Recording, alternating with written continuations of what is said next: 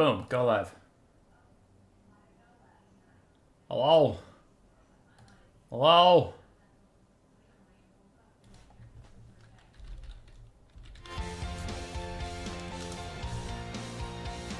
Shut the fuck up, advertisement. You think it crashed a bit? No, it didn't.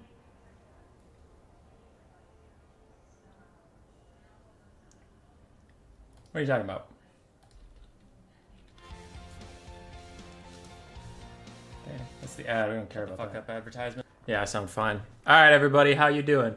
We are 5 minutes late because I was having the last couple bites of dinner and I was getting people set up. We have a lot of faces we aren't used to. Grace! A lot of faces we aren't used to in today's tournament. But Grace wanted to pick the winner, as she does. So we have Dr. Nerd, Lulu's Snugglebun, new player that I haven't seen before. The Spine Farm, new player I haven't seen before. Smiley Riley, new player I haven't seen before. And we have Blags and Father Ram Ram. Do you want my expert opinion, or do you just want to take a shot in the dark? I want to take a shot. All right. Grace is going to pick the winner. Okay. Who wins?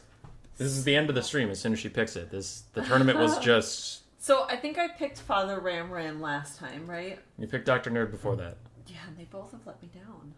Mm-hmm. Lulu Snugglebun. Lulu Snugglebun, dude. Do you know them? No. I just went through who I know. New person. I know Nerd, Blags, and Father Ram. Oh, wow. We had a lot of new people. Okay. Yeah, these four... Electric Spinach! These four I didn't mention because they didn't sign in. Oh, so I see. Okay. It's just these... Yeah, the ones that say yes. Okay. I was going to say Electric Spinach is pretty funny, but they haven't checked in. So. Electric Spinach is pretty darn great. I was just checking to make sure the players are finding their lobbies okay. I am going to go with Lulu Snugglebun. I think they're new, and I think they're going to come in hot, and I think they're going to win.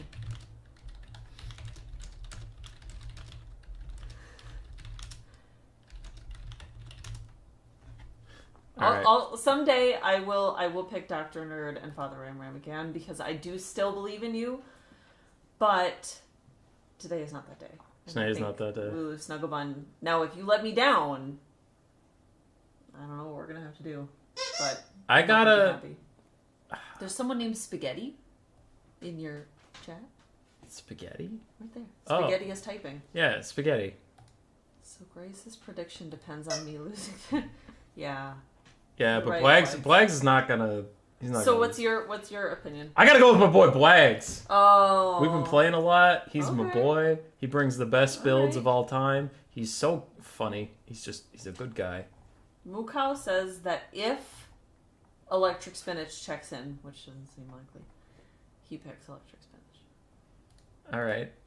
Electric Spinach already did not show up. So Mukau, your choice did not win. Not win.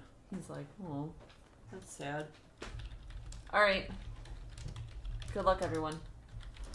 All right. Thanks for checking in, Bubs. Come on, Hazel. Do you want your toy? Let's bring your toy.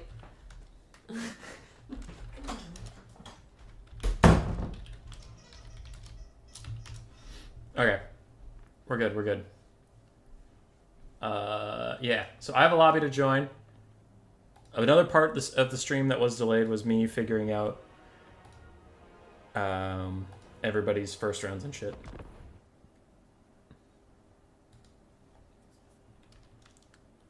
Room is named you versus King of Sparta for spectating. Great, we're in.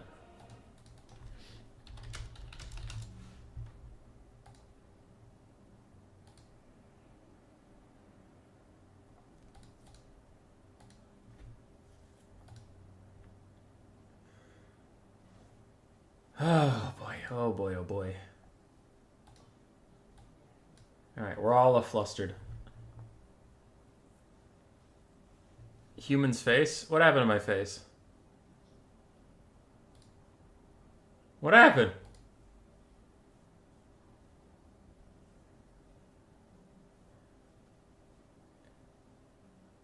There is a kitty here. He's a good kitty. Oh, yeah. Okay, Vanthus didn't fucking remind me like he was supposed to, but Vanthus, I've been having some fun with Lizardmen recently.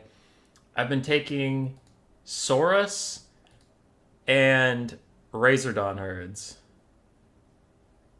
and it's pretty good. It's pretty good. Specific matchups, of course. But like versus Chaos Dwarves, I was playing with Pigman 202, the greatest, the best, the god gamer himself. I was playing with him, and he took Chaos Dwarves, and I had a new build I wanted to try. And there were some things about it that didn't quite work, but one thing I really liked having was I had 2 Razordon herds to deal with Infernal Ironsworn in the late game. Because I got to the late game, and both of his Ironsworn had been fighting Saurus all game long, and they were still like full HP.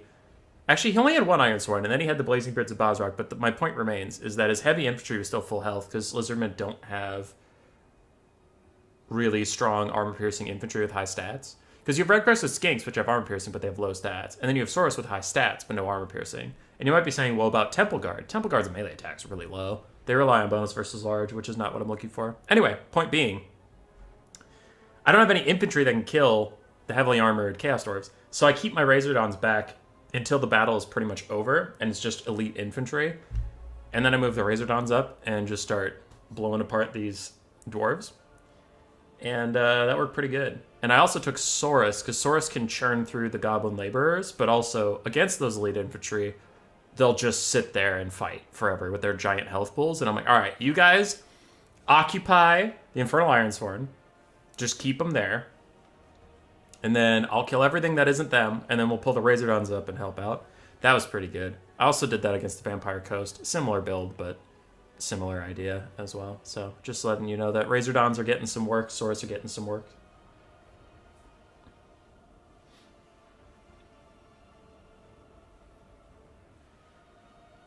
Human Boy the Saurus Denier can't suddenly start picking Saurus. That's illegal. Nah. People can change.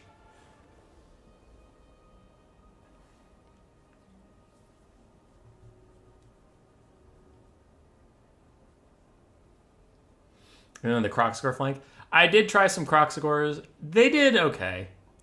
But the main point about the Crocscores that I didn't end up loving was I was double dipping too much. Why take Crocscores for armor-piercing anti-infantry mass to fight armored infantry if I can kill infinite armored infantry in the late game with Razordon herds? I needed to kill everything else, right? Like the Saurus plus the Razordon herds, I can kill 5 Infernal Ironsworn. It's not a fucking problem. My problem was single entities. And his single entities kind of ran shop over me a bit.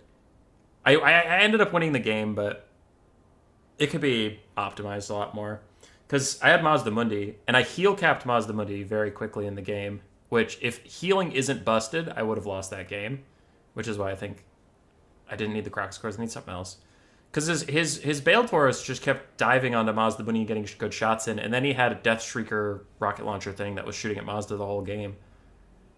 And I couldn't do anything about it. I had 1 or 2 Crocscores, I forget, but like they couldn't hold down a Bale Taurus, so he's just leading my Crocscores around the map by the nose and shooting the Death Shrieker rocket launcher. So I don't know, maybe cut the Crocscores, get some Ripperdactyls that can pressure the Bale Taurus even in the air. And the Ripperdactyls could fly quicker back to the backline. I think if Cold One Spear Riders were better, that would be the easy solution, because they're faster, so they can get back to the Death Shrieker rocket launcher and pin it in place and kill it. And if he wants to really turtle, then I pull up the Razordon herds and kill whatever he's turtling with. But yeah, anyway, just thought I'd share that Razordons are doing good for me.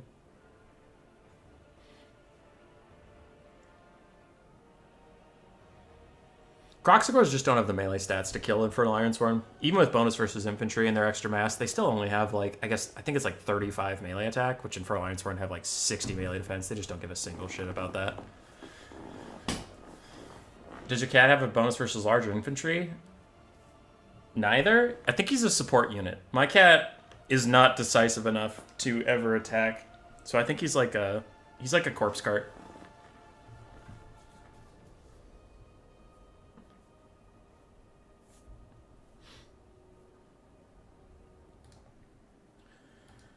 All right, we're into game 1. Khorne versus Nurgle. How did this happen? And oh god, it's Kugath and a Soul Grinder. And then I imagine a Cultist on a War Shrine. This isn't the blobbiest blob that's ever blobbed, but it is pretty blobby, which is why Khorne versus Nurgle is a shit matchup. I'm scared that Khorne doesn't have 4 Marauder Horsemen with throwing axes. That's one thing you need a lot to deal with blobs. But it's still a bad matchup. I'm not saying like 4 Marauder Horsemen throwing axes and you're good. Ah! Drop my phone. You're good. You can do whatever at that point. It's like, no, but it is better. We'll see. The biggest mistakes we're going to have to watch for to see the effectiveness of fighting the blob is after you kill the infantry, what do? If you pile all of your units onto Kugath and they all get drained at the same time, that's bad. If you feed them in one by one, that's better. Is it going to work? I'm still very skeptical, but one by one is better because the Mortis Engine drain on everyone at the same time is just way more effective against Khorne than having to cut your way individually through all these things. But first things first, I mean, you do need to saturate the area to kill off the infantry of Nurgle.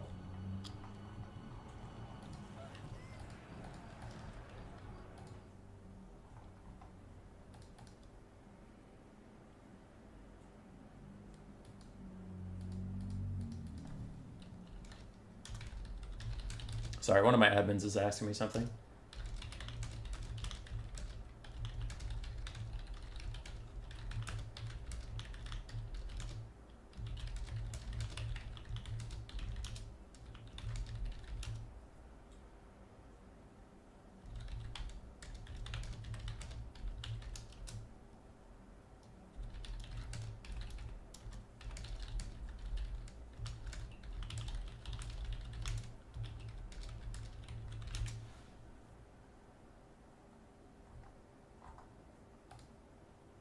All right.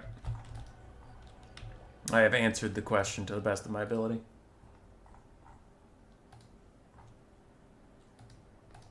What's your least favorite matchup to cast? Nurgle versus Vampire Counts, probably. Probably? Alright, what do we got? We have Chaos Warriors of Khorne with dual weapons. Looks like 2 of them. A frontline of Marauders of Khorne. 2 Skull Crushers of Khorne. The other one's beneath me, I think. There it is. There is a single Chaos Fury that will achieve nothing! A Minotaur of Khorne, a Spawn of Khorne, and Valkia the Bloody. On the other side, we have triple Exalted Plaguebearers of Nurgle, including Festering Stooges. We have a Soul Grinder, a Cultist of Nurgle on foot, actually. He's just taking his double debuffs. Kugath Plaguefather with his AoE heal as his only spell. And then the Barons of the Bog, Pox Riders, also with their AoE Vigor replenishment and enemy damage reduction. Then we have 4 Nurglings, one of which is the Frolickers Bugonic. I fucking hate Nurgle blobs, dude. I hate them. I had to fast forward through an event where someone submitted like 5 Nurgle blobs, and I just had to fast forward through them as I cast because I just didn't want to cast them in real time.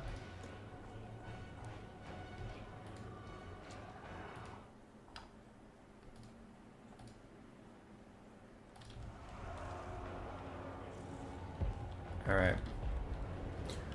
Soul Grinder firing in. Doing pretty good damage, getting good accuracy at this close of range.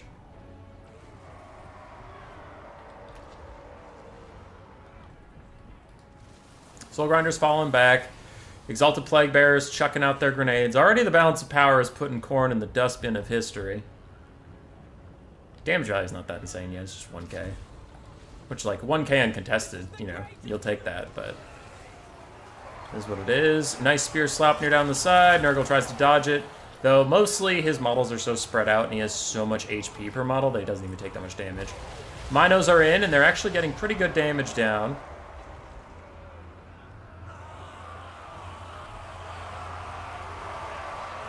And we'll see how it goes. Plaguefather's Oration is out, giving Nurgle even better melee defense. Trying to keep everything in. And we do still have the 2 Skull Crushers and the Furies. I don't know what the Furies are going to do, because there's no mortal units for them to chase off, except for maybe the Cultist. And an overcasted, fleshy abundance.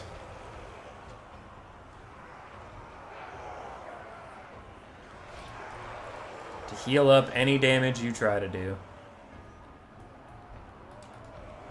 See how the Skull Crushers charge in. So far, I'm liking Khorne's deployment. We're not seeing a lot of, like, terrible blobs forming that can be easily punished. He got a flank with his Skull Crushers and he's charging in.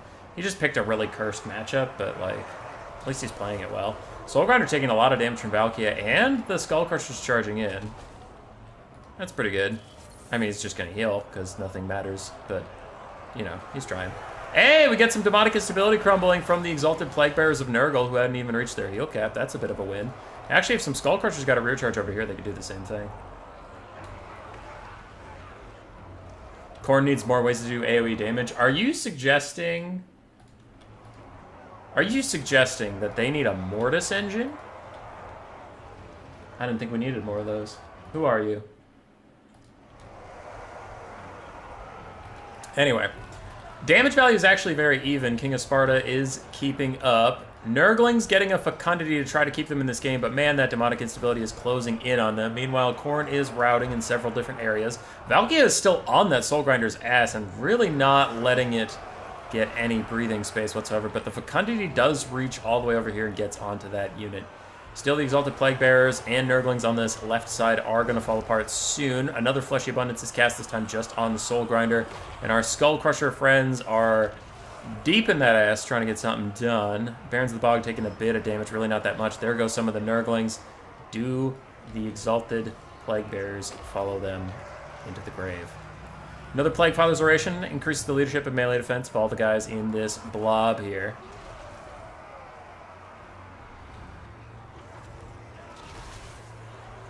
Just give Khorne another tactical nuke. Maybe an axe instead of a sword. Alright, these Exalted Plaguebearers just about to add 0 leadership, and once they take into that negative territory, if they get that demonic instability going, they really will not recover. So we'll see. And honestly, King of Sparta is still up on damage value. I have really liked how he's controlled his units. I liked his build overall. There's some units in it I don't believe in, but overall, like, he seems to have a good grasp of what he's supposed to be doing. So yeah, I'm really liking King of Sparta's play. He just picked a really fucked up matchup. 2 Nurglings fade away, as does an Exalted Plaguebearer, leaving us just with all the RORs and then the single entities. Valkia is still fighting there. Mortis engine, no magic, no range, seems to work fine. Seems being one stupid. I don't know, there's already too many Mortis engines, and Khorne could make a degenerate blob with like a bunch of Chaos Warriors with halberds with increased stats and like things like that. I don't know, I think there's enough Mortis engines. Khorne just needs more range tools, which I know, like, you're supposedly not supposed to have Khorne with range tools, but, I mean, you could still have the badass thematics intact and get range tools, like, give them, you know, units like Skink Javelins. Skink Courts of Javelins, right? Just make them give them a melee Marauder that has 2 armor-piercing throwing axes per unit that it uses, and then it's just a melee unit. Like, just a little shotgun burst type thing. Or, I don't know. Give them better single-entity duelists. Like, make Scarbrand a real fucking problem. If you're gonna blob up, make Scarbrand do... Scarbrand, like, you could give Scarbrand healing and damage based on how many enemies are surrounding him. Boom! Fuck blobs. Blobs are just now a tool for Scarbrand to rampage the whole blob, charge up Swords of Khorne, Sword of Khorne your blob, heal off your blob, and deal increased damage based off your blob. Take his increased damage from kills he gets and put it on how many enemy units are surrounding him right now. Easy peasy, lemon squeezy. Like, that's something I would rather have than another fucking Mortis engine.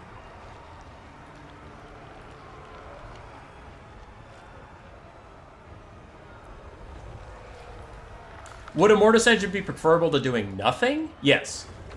Yes. But would a Mortis engine be my ideal solution? No. Yeah, King of Sparta played pretty great. Even after army losses hits, he's still actually up in damage value by 100.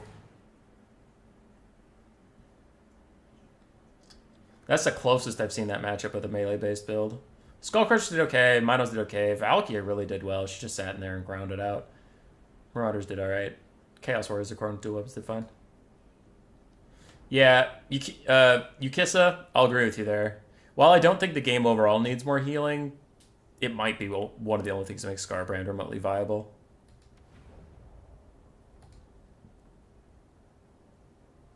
Chakra, I like that a lot too. I like that a lot.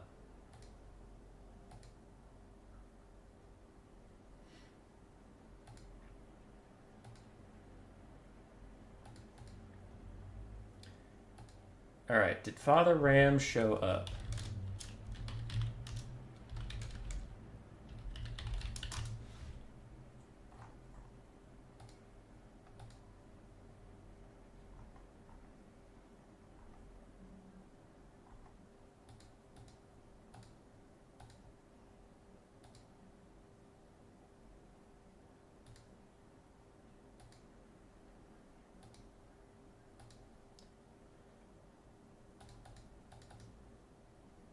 Alright, Dr. Nerd got a Deb. He has to fight Smiley Riley again.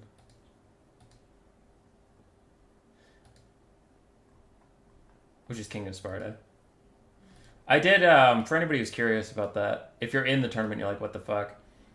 We've had issues with Swiss tournaments in the past where, like, if there's 5 games going in one line, right? 4 of them finish up, and let's say one of them is having, like, lag issues or desyncs and things like that. That one game holds up everybody for so fucking long that at the start of this bracket, to try something new and see if we could get Swiss moving a little quicker, I spawned all 4 rounds right away. And I had hoped that it would be purely random because there's no seeding because nobody's played yet, right? So I spawned all 4 and I thought it would be random. But it had Lulu's Snugglebun fight Bwags and then Lulu's Snugglebun fight Bwags in round 3 and 4. And I'm like, okay, I don't know. It might be truly random and that just randomly happened. But it's still... I don't know. It feels too... scripted in a way where, like, it feels like the AI behind it is like, no, I insist that this is an even matchup. It's like, okay, but I'm not asking you for even matchups. I'm asking you for random matchups. I don't know. Another one of my admins was mentioning something where they wish that if it went through Swiss, it would pair someone with someone they've never played before until that's no longer possible, but it also doesn't seem to do that. So, yeah. Anyway. Waiting on another game. Phone out. What up, Death Rabbit?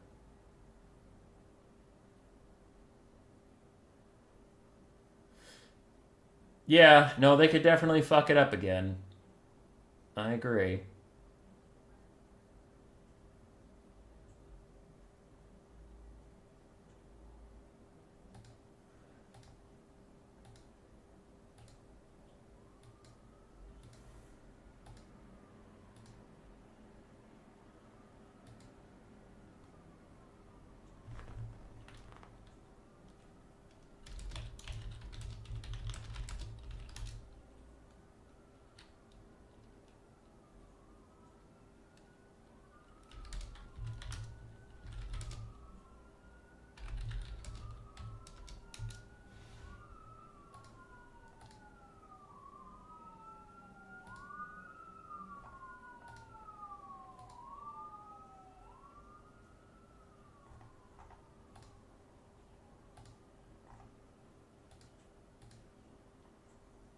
Alright. Looks like Father Ramram might not have shown up.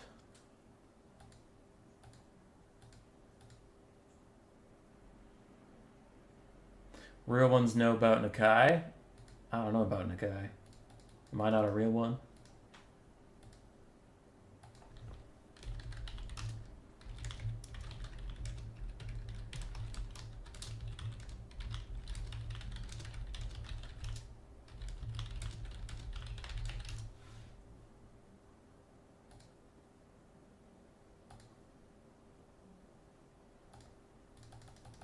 Alright. Back to the left screen.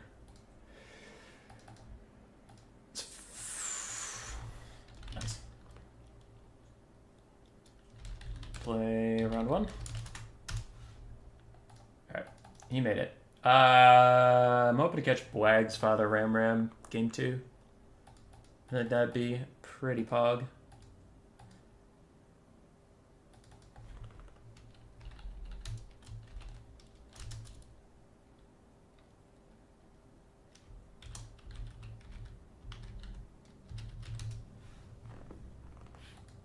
I'm not biased.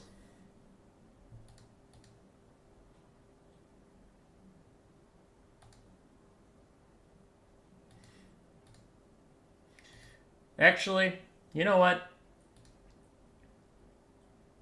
Yeah. Okay, that's Bwag's Father Ramram. It's fine.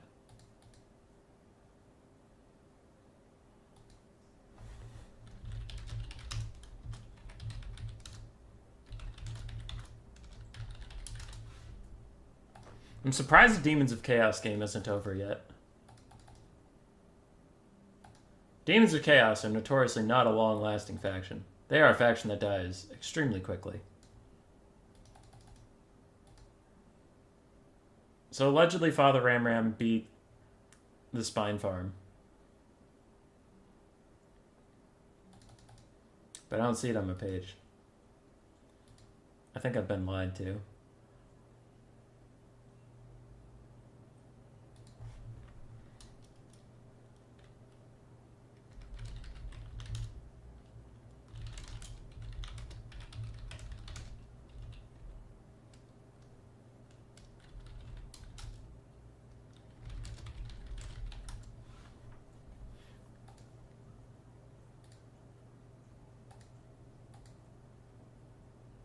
Red Ulger couldn't do it? Oh, that is classic him.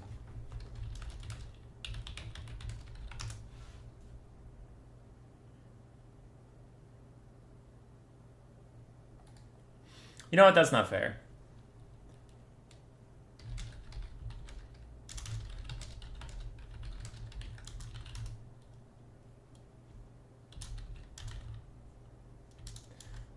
Why did I just forget how to spell spaghetti? Spaghetti is going to be Emperor in 2024, and Lulu is Grace's pick to win. So I'm a spec them. Sorry, Boags. I'll catch you in round 3 or 4. All right, watch the Spine Farm and Lulu's snuggle bun.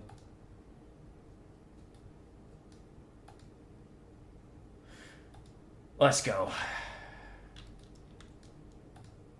That's the code. There is a spec slot. And I'm in.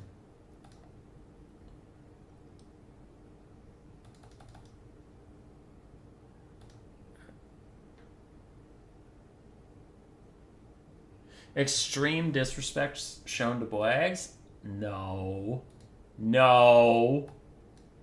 No, I didn't.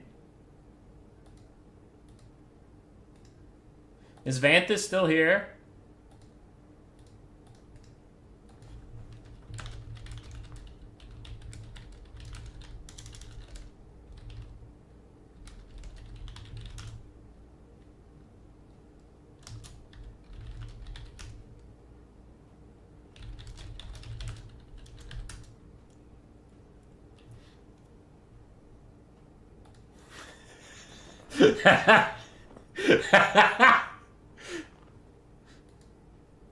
I'm just being a dick.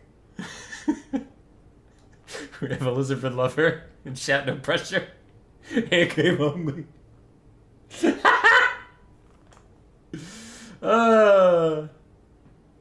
This is what makes it fun for me.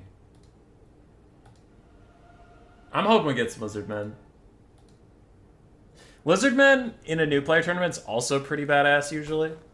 Because you don't just get 3 Ripperdactyls, a Life Swan, a Dreadsaurian, or 3 Ripperdactyls, a Life Swan, and some cold ones or skinks and shit. You usually get to see some pretty wild ass stuff.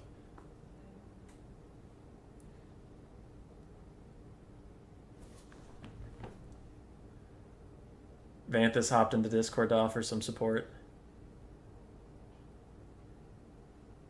Alright, lizards are not banned! They're not banned!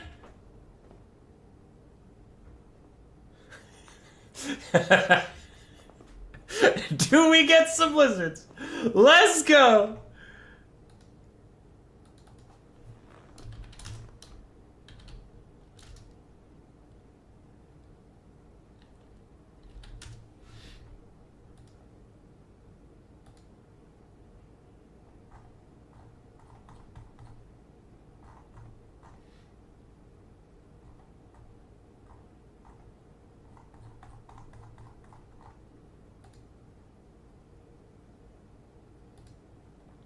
Alright, Spaghetti has gone with Dwarves. Ogre Kingdoms, Cathay, Greenskins, Vampire Coast, and Wood Elves are off the table.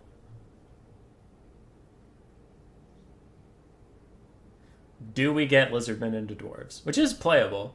It can be tough. At like the highest level of play and degeneracy, Dwarves can pull off some pretty wild shit that can make the Lizardmen cringe. But the Lizardmen can also heal spam their way out of it, so... I think, like, again, at super high levels, this could be a very boring matchup, but I don't think at this level of play you're gonna get it. Where, by level of play, I'm not trying to be like, these guys are shitters. It's just like, I rarely see new player tournaments be very sweaty. So I doubt Spaghetti knows the combos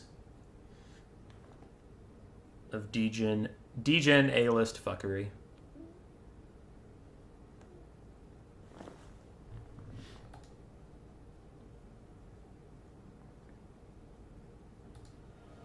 Juxtaposition of the stereotypical dutiful honeybee.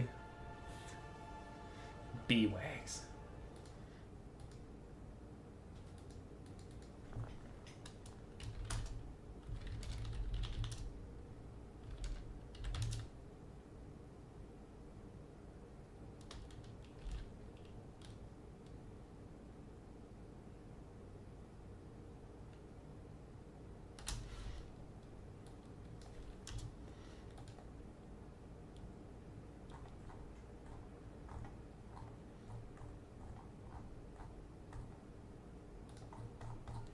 Alright. Smiley Riley is now free of the Dr. Nerd. And he gets to fight Father Ramram in Game 3. Jesus. And then he fights the Spine Farm in round 4.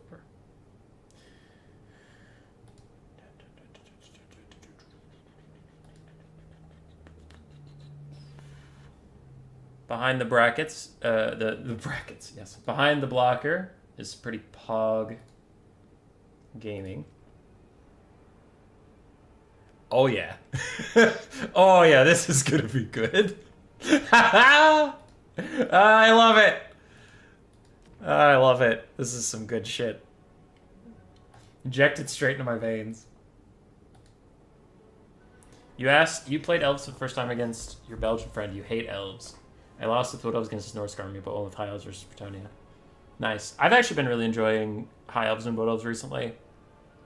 I've been playing a lot of Wood Elves with, like... Okay, not a lot of Wood Elves. When I play Wood Elves, I bring a lot of units and just tend to wear my enemies down, especially because I have, like, 8 Glade Guard. And then an unholy heaping of spears and cheap cav to chuck at my enemies to keep the archers up.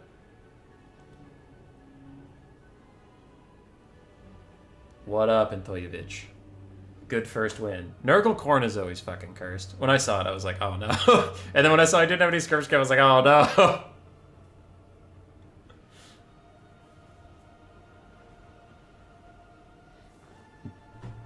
Dino Martin.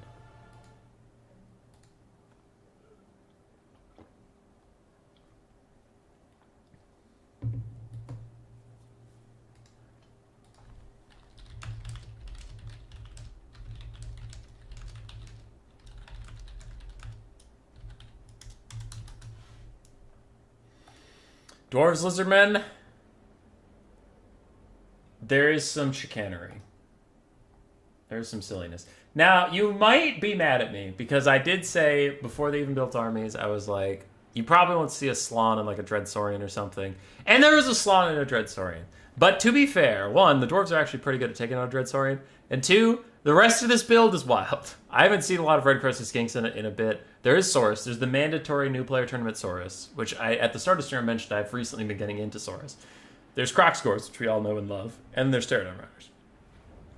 On the other side is an old-fashioned dwarf build that I fucking love to see. Will, like Dean Martin, who the hell is that? I know who it is. I know who it is. Just let it go. Anyway. 2 Gyrocopters, Brimstone Guns, a cannon, some Thunderers, maybe my favorite unit on the whole roster. I love their voice lines, I love their models, I love their sound effects when they fire, I love everything about Thunderers. 2 Thunderers, 2 Quarrelers, 2 Slayers, a front line of Longbeards and Dwarf Warriors with great weapons, and Grombrindle the White Dwarf, my favorite Dwarf Lord, back from Warhammer 2 when he was meta, and then forever onwards. He's doing okay these days. He's not a bad lord. Thoric is just better in every single metric, but Grombrindle's fine. Ungrim Ironfist and Thorgrim Grudgebearer both need some serious love and some serious help. Grombrindle needs, like, a little bit of love, and he needs Thoric to get nerfed, but Grombrindle's okay. I don't hate it. In fact, I don't hate this dwarf build at all. I like it a lot. It's pretty good. It's pretty good. No complaints.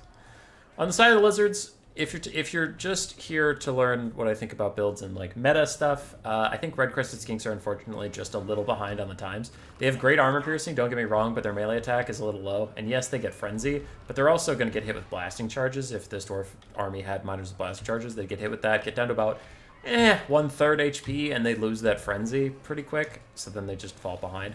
Pterodons are okay. They can be annoying and harass stuff, though Fire Leech Bullets tend to have more damage. In general, these guys haven't scaled great into Game 3, but they're okay. They're not supreme. Crocswords are fine here. They're fine. Lifeslawn's fine, as per usual. And the Shredder is usually not, because Dwarves in this matchup can take Iron Drakes with Trollhammer Torpedoes that can really punish this big guy, even with healing. And he's just a large target for Thunderers and Slayers, because that's the big problem, is the dwarves don't have problems with leadership, so his -8 aura, I mean, it's always going to be good, right? You always want the enemy to have less leadership, sure, but it's not like the dwarves are going to cycle route like Skaven do. They're going to hold the line, they're going to fight, and their anti-large tools are actually literally unbreakable, so you can't rampage through the dwarven lines like you might be used to with the Shredder, and it's a big target for all the range stuff. So, while I don't think the Shredder is garbage here or anything, I don't think it's ideal. I think it's, like, fine. But I've been saying that a lot about this build, where things are like, fine. They're not my favorite, which is why I don't think the build is optimal. It's not bad. It's fine. I think it could use some tweaks, but I can see what the player wanted out of everything, so it's like, yeah, okay.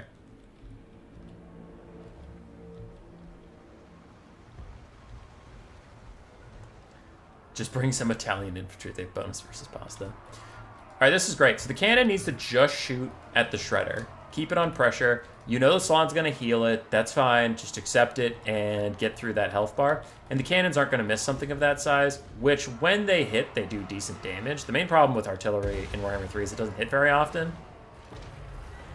Oh, wow. I guess he does. Okay, he has Flesh to Stone. 66% damage to this, but one of the fucking things still missed anyway. I like Giant Slayers here as Dowie. Yeah.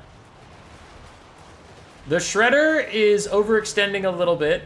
Definitely relying on that Flesh to Stone to keep him safe. And oh boy, it is. 66% physical resist with that 15% missile resist he has for just being a Lizardman big giant monster is really keeping him in this game. But it's worn off now. But he is into the back line. Let's see how much damage he's going to take as the cannons and thunderers are continuing to fire on him. Quarrelers are also turning, though they're going to go shoot at Pterodons. Not a bad shout out, but there we go. That is much more of what I was expecting for the Shredder as he overextended. Pterodons actually caught some gyrocopters. They do have to fall back, but I feel like the dwarves are just busy doing a lot of things right now. Pterodons dive into melee to try and stop the cannons who are shooting the Shredder. The Shredder is trying to get out of here, but he's having a tough time getting out, and an Awakening of the Wood barely tickles the Thunderers. The Shredder's already routing. The other Thunderers are actually trying to help the gyrocopters with their Pterodon problem as they just sit in melee and take it, because the Pterodons don't have really good weapon strength, so the armor of the gyrocopters is keeping them safe. Dwarves way ahead on damage values to push the Shredder off, but the Shredder does have a heal friend that he can fall back to if he needs it, and the infantry of the Lizardmen are just now arriving. Red Crested Skinks fighting Slayers. The Slayers will have a great time here. The Red Crested Skinks arm piercing is worthless, and Slayers just have jacked stats, which the Red Crested Skinks don't love. What is that? Is that a bound banishment? Oh no, it's going to hit a lot of dwarves. Does it go up? I think the Lizardman player really wants it to go up, but it kind of pieces out a little bit. Nope, it goes back in for double dipping. Oh, that's a nasty banishment. That's killing all the dwarves. All of them. As Spider Slicer is trying to come back in this. Thunderers and Quarrelers are having a bit of a problem with how close the dwarves were deployed.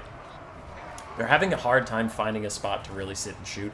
They're just kind of mucked up in their own troops, but still, Kroxigor is surrounded by Dwarf Warriors, and Thunderers getting pushed off. Saurus are just now joining the fight, but we can see Red Crested Skinks Everywhere the Red Crested Skinks were, they're already kind of routing, and that's what I was talking about with those low stats. Like, they only have 19 melee defense, too, which can make even Dwarf Warriors trade pretty effectively against them. I feel like Red Crested Skinks just need a little bit of love or a cost reduction or something. Either or. Shredder is still being chased around by the Gyrocopters. Pterodons are also harassing those guys as the cannon crew is still online. They just got their mounts to a safe place, and they're now refocusing. Cold-blooded is all it's keeping the Dreadsaurian in this fight, and Quarrelers push off some Red Crested Skinks while Slayers return to the battlefield. Dwarves are up. Spaghetti's looking good. Spaghetti is looking pretty good. I had pasta for dinner, but not spaghetti. Maybe I should have. The Dwarves are doing alright. An Earthblood trying to heal up the Dreadsaurian, but his leadership tanks again as Grombrindle and the Quarrelers are going to finish him off here. They might even kill him outright. And the Slann is really the last man standing for the Lizardmen army. And he is not a carry potential. I guess we do have a half-health Saurus and a Red Crested Skink, but I'm not too scared of them, as we have 2 full-health Quarrelers ready to fire off into those guys. Feral Cold Ones getting pushed away. And these Pterodons have been hunting down Brimstone Gyrocopters this whole game, and they just don't care, man. They just don't care.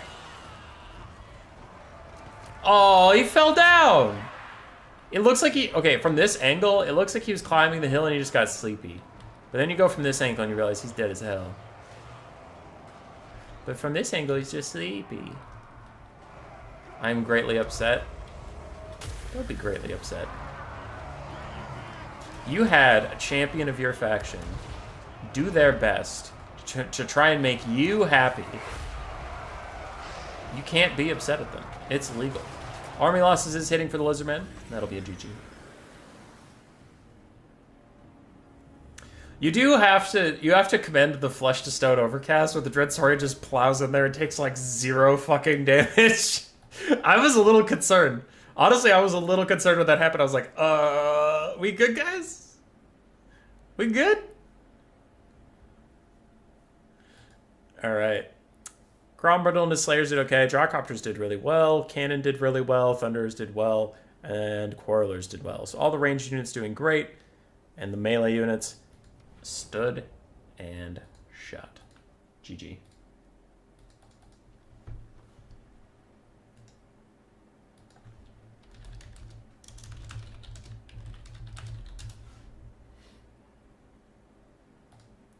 Alright, updating the thing. So, Smiley Riley got to fight Dr. Nerd twice. But Smiley Riley is free now. Lou Snugglebun, 1-1. Wags and Father Ram Ram still fighting it out. And where are we at for points? I gotta refresh this page if it's gonna tell me the points. Oh, sign ups. Nerds at 2. Spine Farm, Father Ram Ram, and Lou Snugglebun at 1. Excuse me, pardon me. The Spine Farm and Dr. Nerd should actually be ready. We could watch that. Yeah.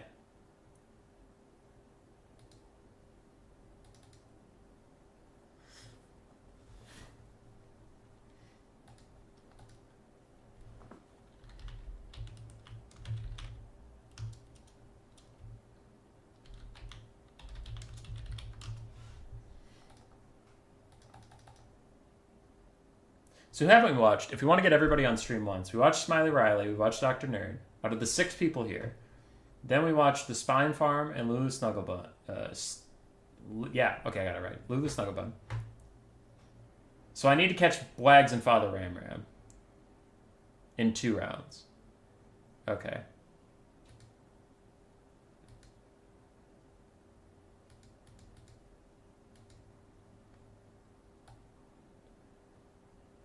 I kind of want to catch Smiley Riley and Father Ram Ram.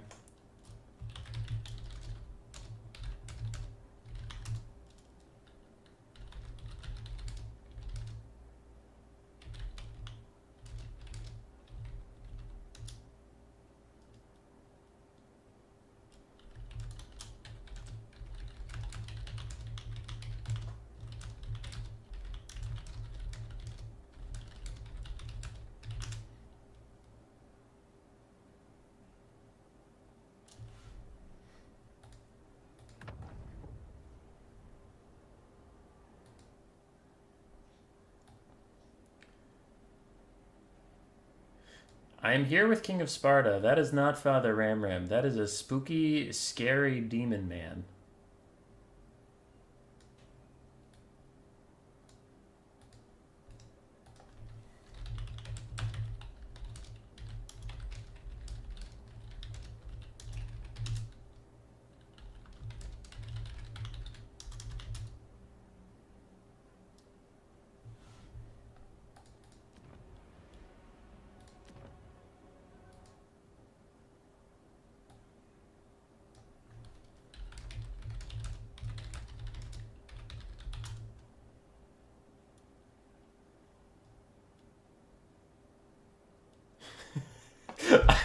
I'm telling King of Sparta that I'm like, there's a scary demon man in here, but if you want to fight him, I'm fucking down. Kick his ass. So you know what I'm looking at. I just joined his lobby, and, alright, scary demon man left.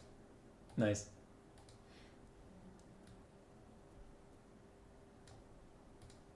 Anyway. I guess I don't have to put the blocker down. I can just go back to left screen. We're waiting for Bwags and Father Ramram to finish up so that I can cast Father Ramram and Smiley.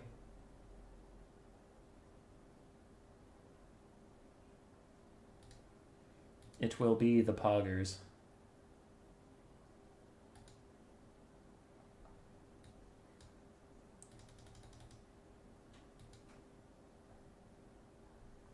For now,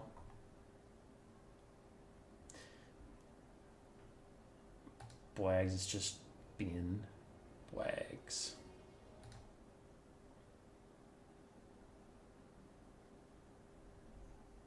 I just got to see your beloved lizard sea. There you go. If only Flesh to the Stone didn't have a duration. Yeah, if only it didn't have any duration whatsoever. If it was just permanent, we'd be good to go.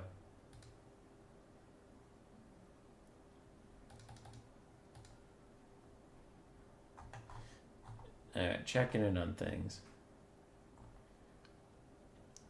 So 6:32, he messaged Father Ramsey. These guys are both tournament pros at this point. They immediately got in a lobby, did their picks and bans, and they played their game.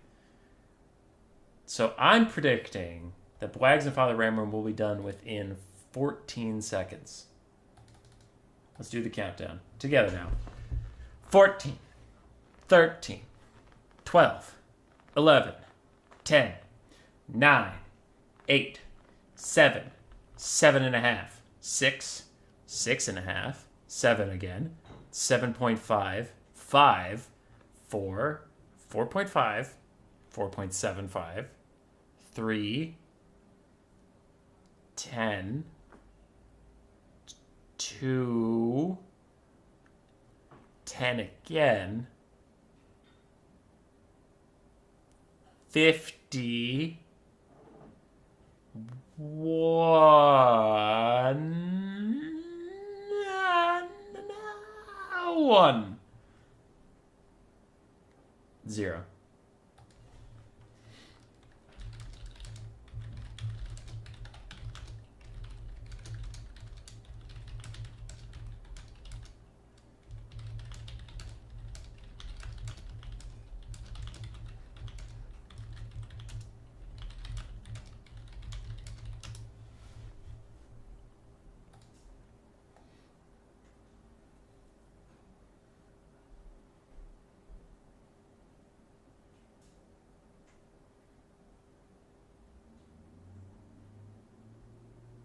Sorry, getting distracted. It's a Swiss tourney, but why are the points also Swiss? They seriously had a crypto. Oh, no. The points aren't also Swiss. The points are German. They're just being stored in Swiss.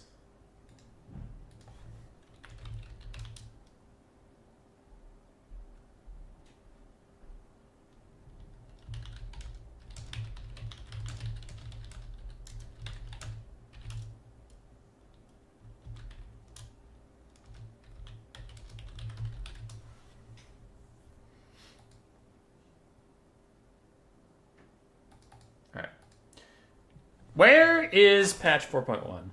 I've had this question, and people didn't believe me. A lot of people out there have said, Human Boy, you're stupid and dumb. Patch 4.1 doesn't exist. I think it does. I think patch 4.1 is going to be great. I think it's going to bang. I think it's going to be the shit. I also think it is horrendously late. Now, your response might be, Human Boy, don't rush it. If you rush out a patch, then it's going to be bad. I know that. I'm not saying patch 4.1 should ever come out unfinished. I hope that they get everything they want to get in there. I think it's going to slam.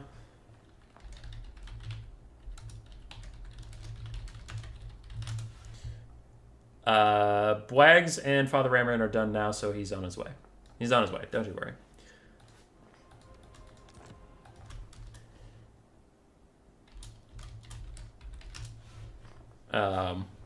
Yeah. So I'm not rushing it. I'm not hoping they put it out tomorrow and it's shitty. I'm just getting frustrated with how long it's taking them to get out this patch, because it actually is complicated. Because it's easy to say CA bad, and they fucked up a lot of things. I'm not trying to defend them. But, like, how much credit do you give the micro patches, right? Because it's like, we haven't had a patch for 2 months, over 2 months, a real patch. But then it's like, well, CA's put out like 6 smaller patches that if they put them all together and released as one patch, then you wouldn't be so mad. Because you'd be like, okay, we have 4.1 and there's a 4.2 coming. True. I guess that's a fair criticism that I made against myself. But I'm still frustrated with like how long it's taken to get a patch out. And they've been focusing on bug fixes, which is fine, but there's still just so much stuff that was released like unbalanced. Even if it worked correctly in game, it just like was not well designed.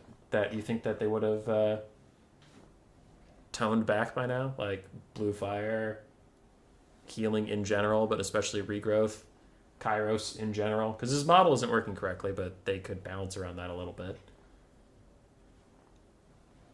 Shit like that. Soul Stealer. That you're just like, man, you guys seriously haven't nerfed that yet or done anything about that? Because I feel like, honestly, it's not fair to say that, but I do feel like that's a little bit of hotfix territory. I feel like there could be some hotfix of like, hotfix Kairos 300 more gold while we figure this shit out. Or hotfix Earthblood 2 more Winds of Magic, regrowth 4 more Winds of Magic or something. Just like a little bit of, we know we're taking too long on this, and here's a fast patch to help with that.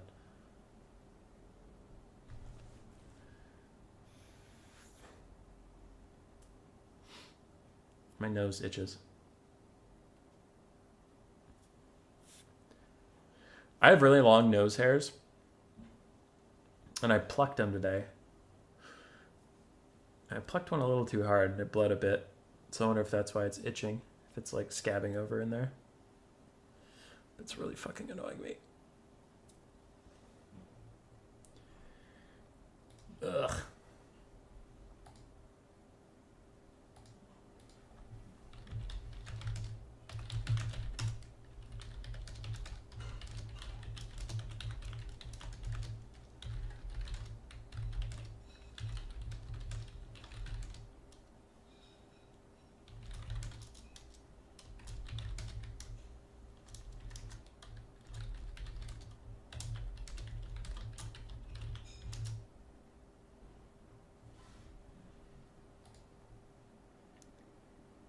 Alright. Hotfix. Kairos no longer has regrowth. Hotfix Dwarves deleted from the game. Chalkcrow. Chalkcrow, you're here. We need to have a talk, you and me.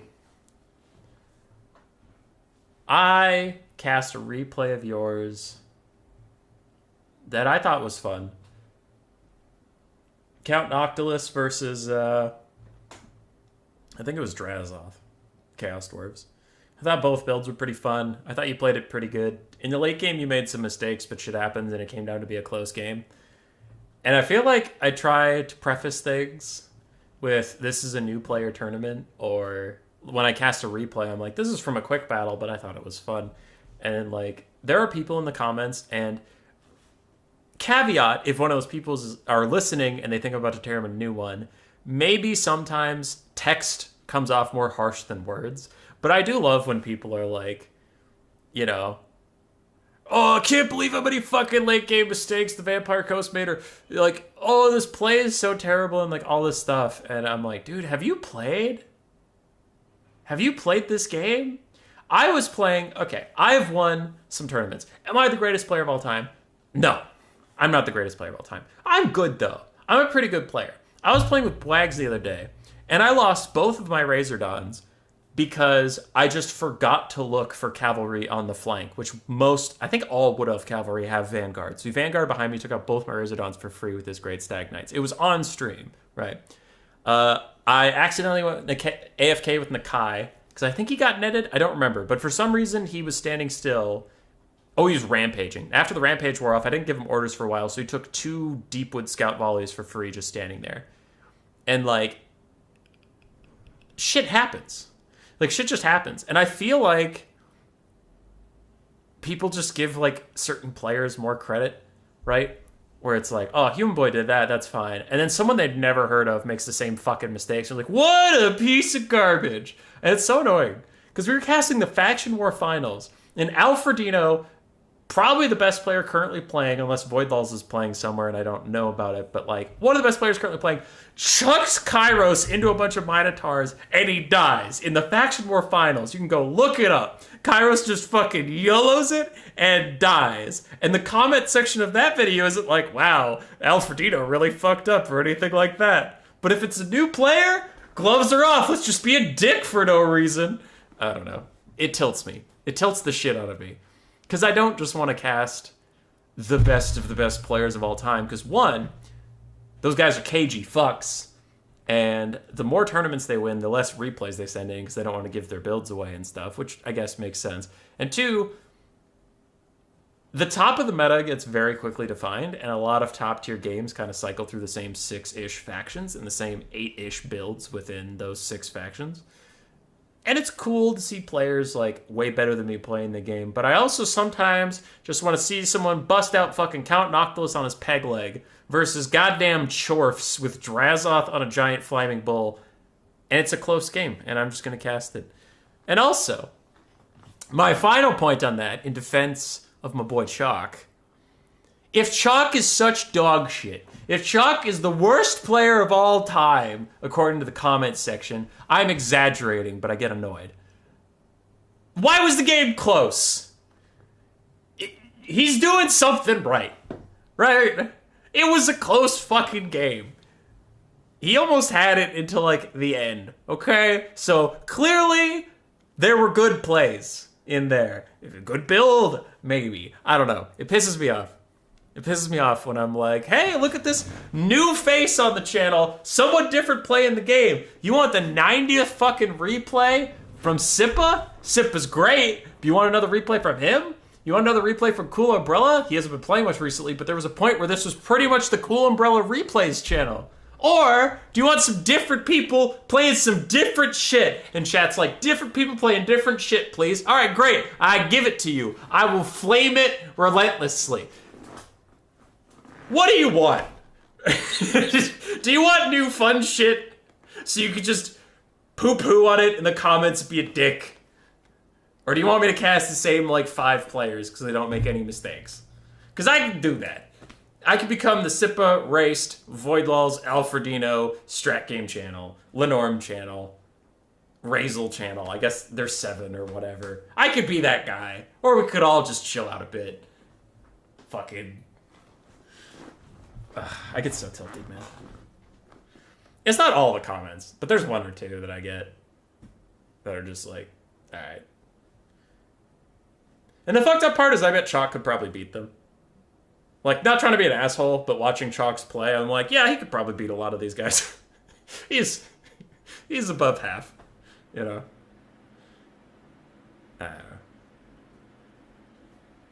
I got tilted.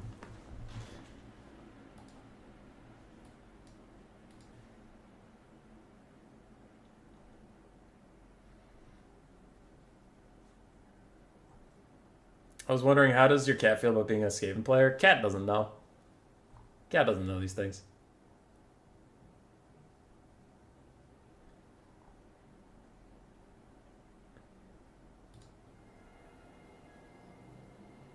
I want lizards, just lizards, an entire tournament of lizards.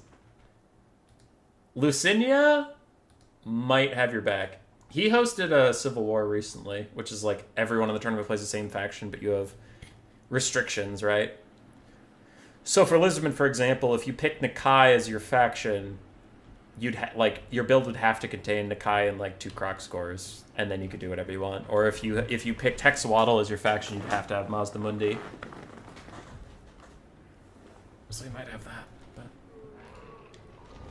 yeah. GG's, boys. What up, LeBaked? Rising star in the YouTube community.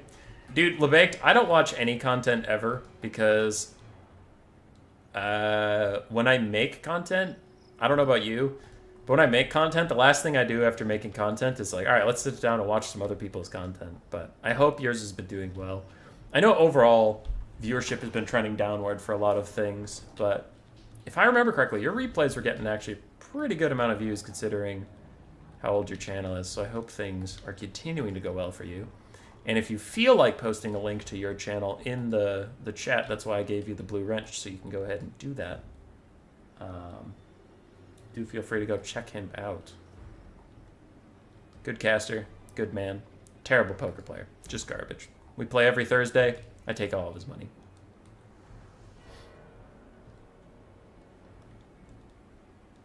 Mostly amazed at the games you cast. Nah.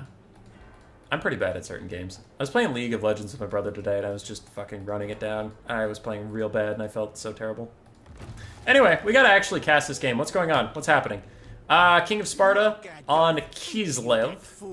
We have 1 Winged Lancer, a front line of 4 Armored Kossars, 2 Zargard, 2 Kossars with spears, Incarnate Elemental of Beasts, 1 Thing in the Woods, a lady who is rudely talking over me, shut up!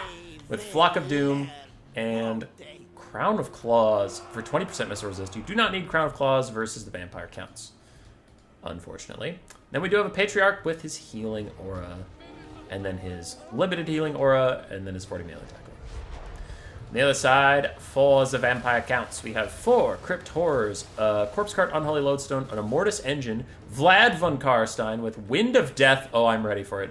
Overcast Wind of Death down the Zargard. Let's go. Skeleton Warrior, Skeleton Spearmen, Zombies. Looks like 1 Vargeist and a single Blood Knight.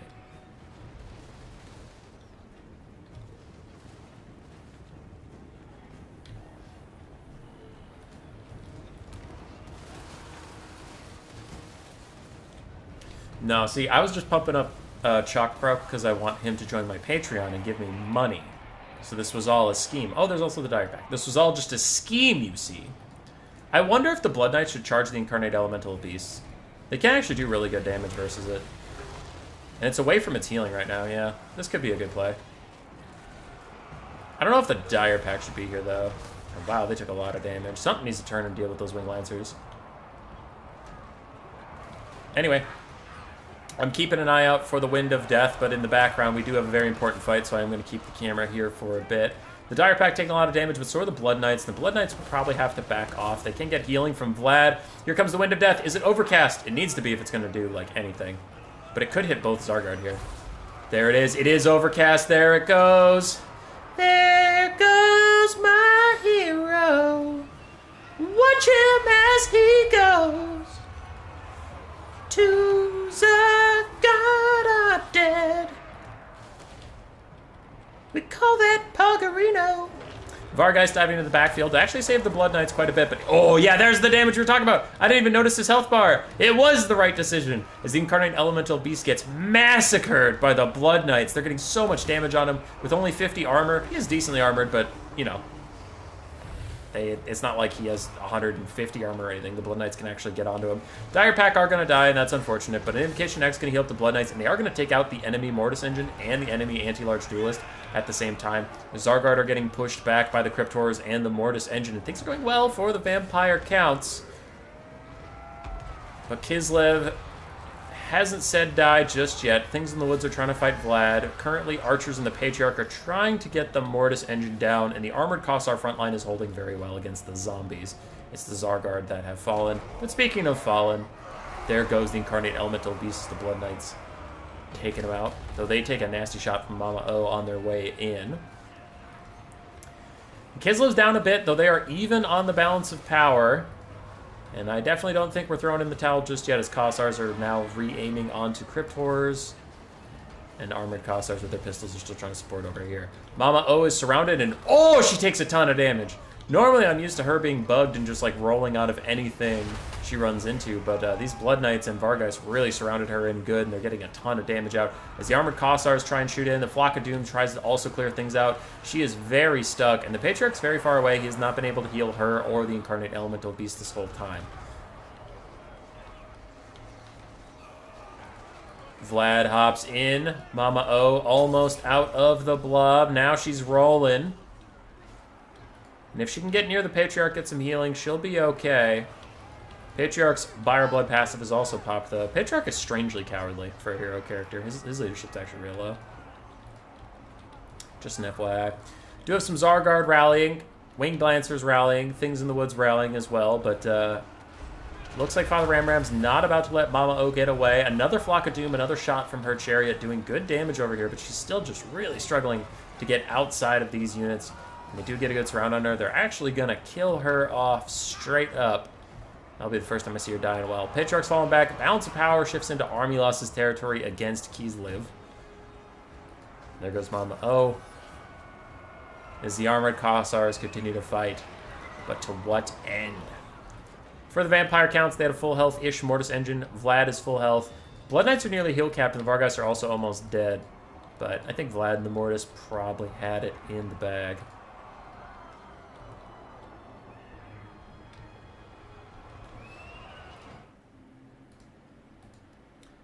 GG.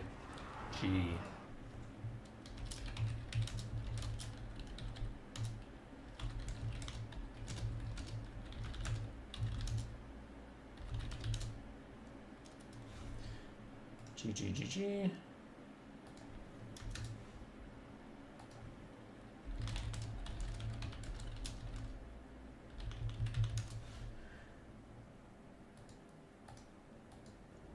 Incarnate Elemental Beast still got decent value despite being soloed out immediately, but he unfortunately needed to stick next to the Patriarch and get some of that sweet healing. And probably near his infantry, so he didn't get soloed out by the Blood Knights. Blood Knights got 3,100 value for killing the Incarnate, and then Mama O got a lot of value. Crypt Horrors did fine. Dire Pack got slapped. Zombies and Skeleton Warriors got murdered. GG's King of Sparta.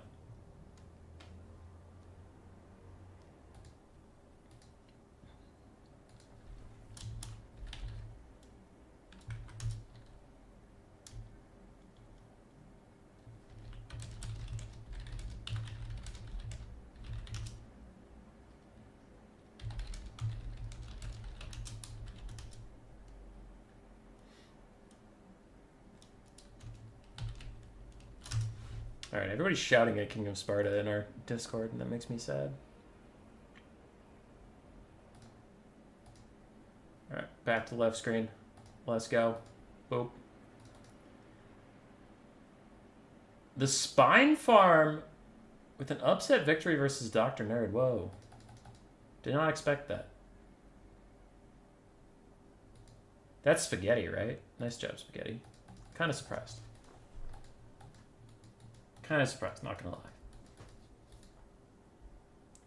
So Bwags and Lulu Snugglebun doing their game 2 out of 3, and we'll join them for their third game. That the Dark Lord the Dark Lord AI behind Total Tavern decided that Bwags and Lulu Snugglebun need to just battle into perpetuity. That's fine. That's fine.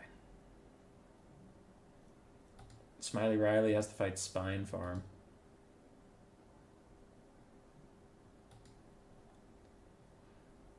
That could actually be a top-of-the-table determining matchup. Back to bracket. No one's reported yet. So we know Father Ramram has one more point. So that puts... Is that true?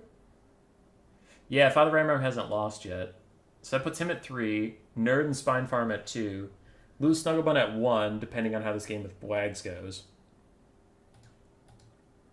And if Bwags wins, then he'll be at 1 as well.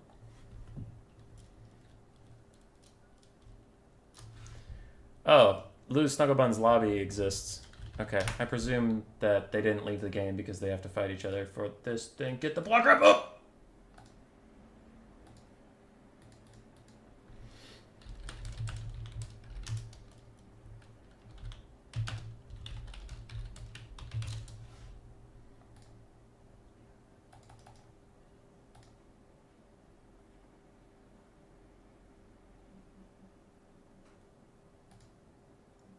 Yeah, tonight's been pretty good.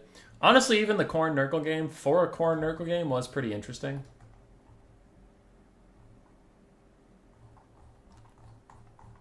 Like, he actually got the Skull Crushers to do pretty good.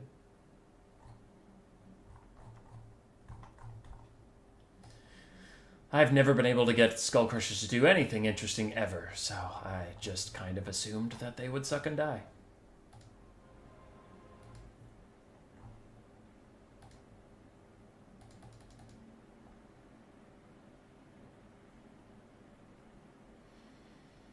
With that, we are into the final round. Everybody should be in the final round up to date.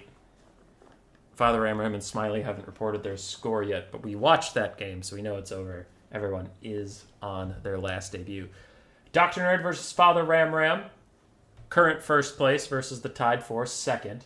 Spine Farm and Smiley Riley. Smiley Riley still trying to get a W on the board. So far, Spine Farm lost to Father Ramram, won against Dr. Nerd, which is surprising, and beat Lulu Snugglebun. And we spectated that game, so I don't really have a good read on how good Spine Farm is yet, but I think Smiley might have a decent chance in that. Watching that Kislev game and watching his game one with Khorne, he's clearly got some mechanics, so I don't think it's a foregone conclusion. I could see him taking a win there. Money on the table, I'd probably go with Spine Farm just from the one game I spectated of him, but I don't know. It didn't look too one-sided. And Lulu and Blags, man, I don't know.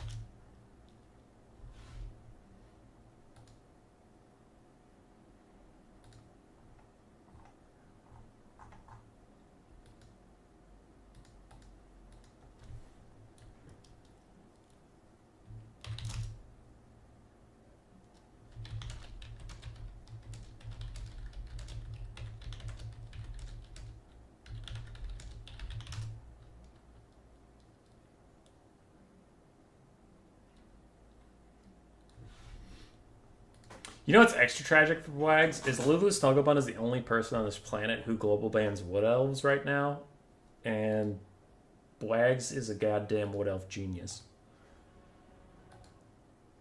A genius! He doesn't get to play him. Which, to say so myself, is fucked up.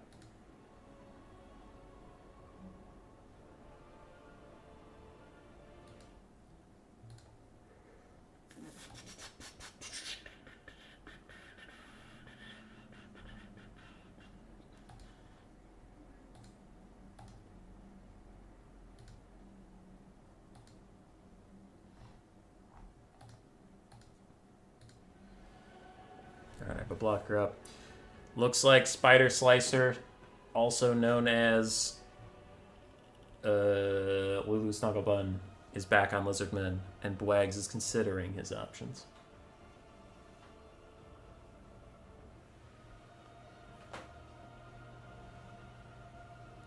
He hovers over Wood Elves. Were they global banned?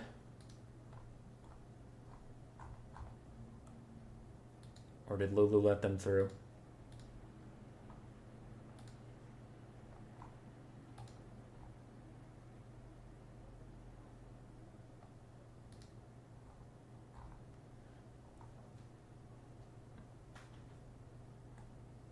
Metro sharing pictures of their cat.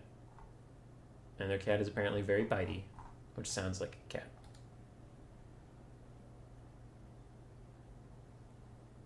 Lucinia, that's fucked. When people ban your best faction, even when it's not a top-tier faction, it's cringe.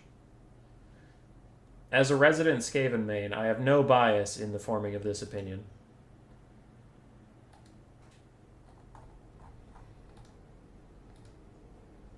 The few times I play quick battles, if I ever lock in Skaven and I have my name and profile picture, people usually just fucking dodge me. Which is fair. Because Skaven, at least Skaven are one of the tilting factions. Of the historically tilting factions, I'd say it's probably Dwarves, Skaven, Wood Elves, and nowadays probably Tzeentch. Maybe Slaanesh if you play a lot of Domination. But I'm talking about like factions that are not just like, oh, they're OP right now, how could you not list them? I meant like their play style is usually drawn people to be pissed off. Or like Skaven boxes or Skaven globe spam, things like that. People are just like, absolutely fuck this faction, and I get it. I love Skaven, but I get it.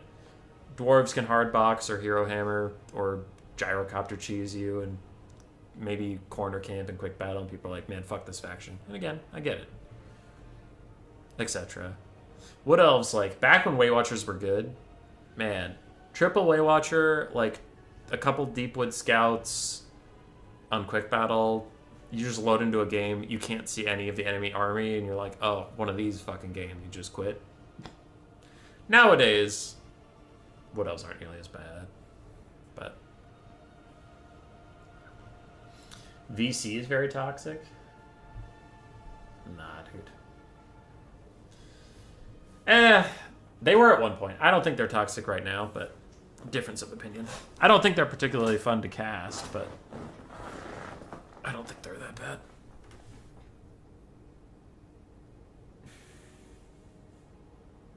People ban your Grand Cathay all the time. Oh, hey, Kaiju. Also, yeah, Grand Cathay is currently a little cringe. Though I have an unpopular opinion. Nobody from CA is in this chat right now, right? You legally have to tell me if you're from CA.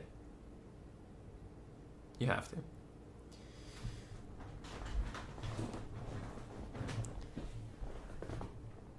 Something about the Grand Cathay infantry sucks, and I don't think anybody should tell CA. Now let me explain. Grand Cathay infantry is way overstated. Somehow giving a 350 gold peasant, 900 bonus versus large, 85 melee attack, and 78 melee defense, and then giving his 500 gold cousin a bajillion armor, 29 million melee defense, and 85 bajillion melee attack was not wise, right? On paper, that's not wise. In practice, Jade Warriors can't kill shit, and I don't know why. In practice, I could throw Clan Rats against Jade Warriors, and that battle will take forever, even though Jade Warriors actually have pretty good melee attack. And I don't know why. In practice, I can put Plague Monks up against Jade Warriors, and they shouldn't do very well, but they do pretty nicely. And I don't know why. I'm okay with it, but I don't know why. Because if you look at that stat card, their stat card is jacked, and something about the stats is not translating into game. It could be formation attack, which I know is bugged and doesn't give you the melee defense it should, but also it could mean your units don't saturate in and really swing as much as they should. I don't know. But even without formation attack on, Jade Warriors feel very underwhelming on the offensive side. On the defensive side, they're still gods, don't get me wrong. But on the offensive side, they have good enough melee stats to do well, and they just don't. I don't know why. I'm okay with it, but I can't explain it.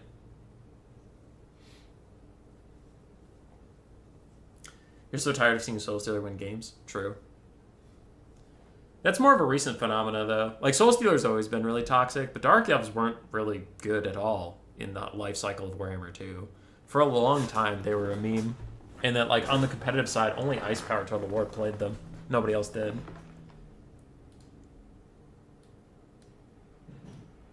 I think Dark Elves are in a...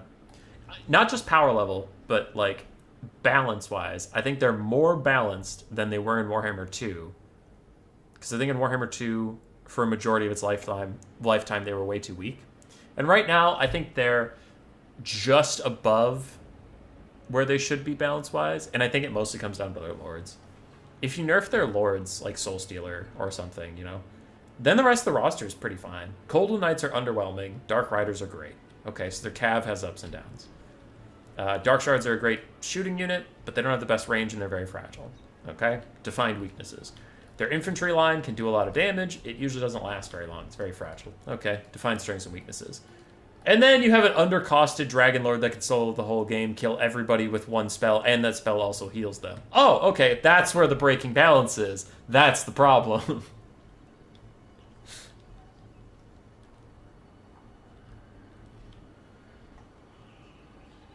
Golden Knights being good gave Dark Elves a lot of power. I feel like they were until this patch. I feel like 4.0 Golden Knights are very meh. But I can quit stalling. We have a game.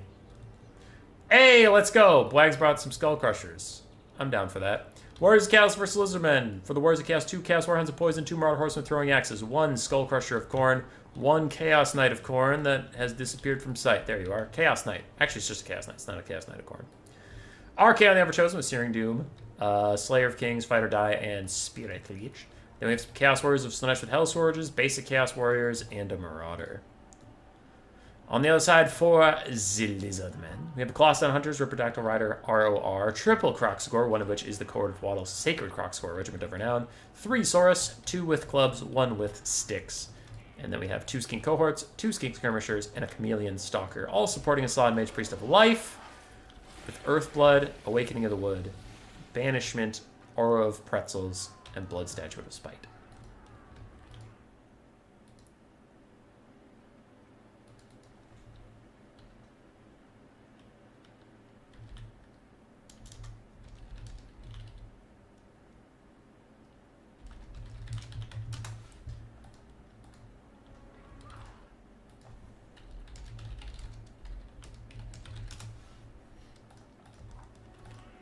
Box with sticks. Rothgar, I like your name. Bringer of the End Times, it is true. It is true. Bwags isn't at the keyboard, he has a caster. Bwags has been known to not take a caster sometimes, but he's gotten a lot better about bringing a caster. Either... Whoa, I saw that. What the fuck was that? There's a solar engine on the battlefield, ladies and gentlemen. That's a goddamn Bastiladon solar engine. Let's go. Takes me back. Also, hey, Qualduck, how you doing? Ah, the solar engine. Look at it go. Blonk. That's actually amazing. I'm so excited now. This is the best game of all time, he said in his monotone, dead-ass voice. Marauder Horsemen throwing axes, sneaking up on the Crocscores. Crocscores have no idea this is happening to them yet, taking a little bit of damage. As for the front lines, Chaos should win the front line overall, but it's going to take a long time to get through the Saurus. I think the Chaos Knights and Skull Crushers are going to have to be big deciders in this game. They're going to have to get some good engagements. Also, the Skirmish Cav will have to not get caught in melee, which is, I mean, doable. Because if they get caught in melee, they'll get fucked up, but otherwise they'll be fine. Chaos Warriors piling into Skink Cohorts and Chameleon Stalkers should be able to take those guys out pretty quickly. Both sides have a very defensive front line, though. Chaos Warriors are good. I'm not trying to say they're bad, but they're more tanky than they are damaging. So both sides of the tanky front line, it's really going to be on the mobile elements of Chaos versus the monsters of the Lizardmen to actually win the game. Now, Saurus and Solar Engine and Skirmish Skinks took out 1 Marauder already. Archaon and his Chaos Warriors are still trying to get involved for now. And throwing axes have taken about a quarter of the HP off the Bastiladon, and Crocscores are now turning around and noticing them, but a big Searing Doom from Archaon deletes an entire unit of Skinks and pushes them away, and nice. The Marauder Horsemen either have Skirmish Mode on, or Bwags is just on top of it, so he didn't get caught out there. Ooh, and Dogs on the flank getting into the Skink Skirmishers. Very nice.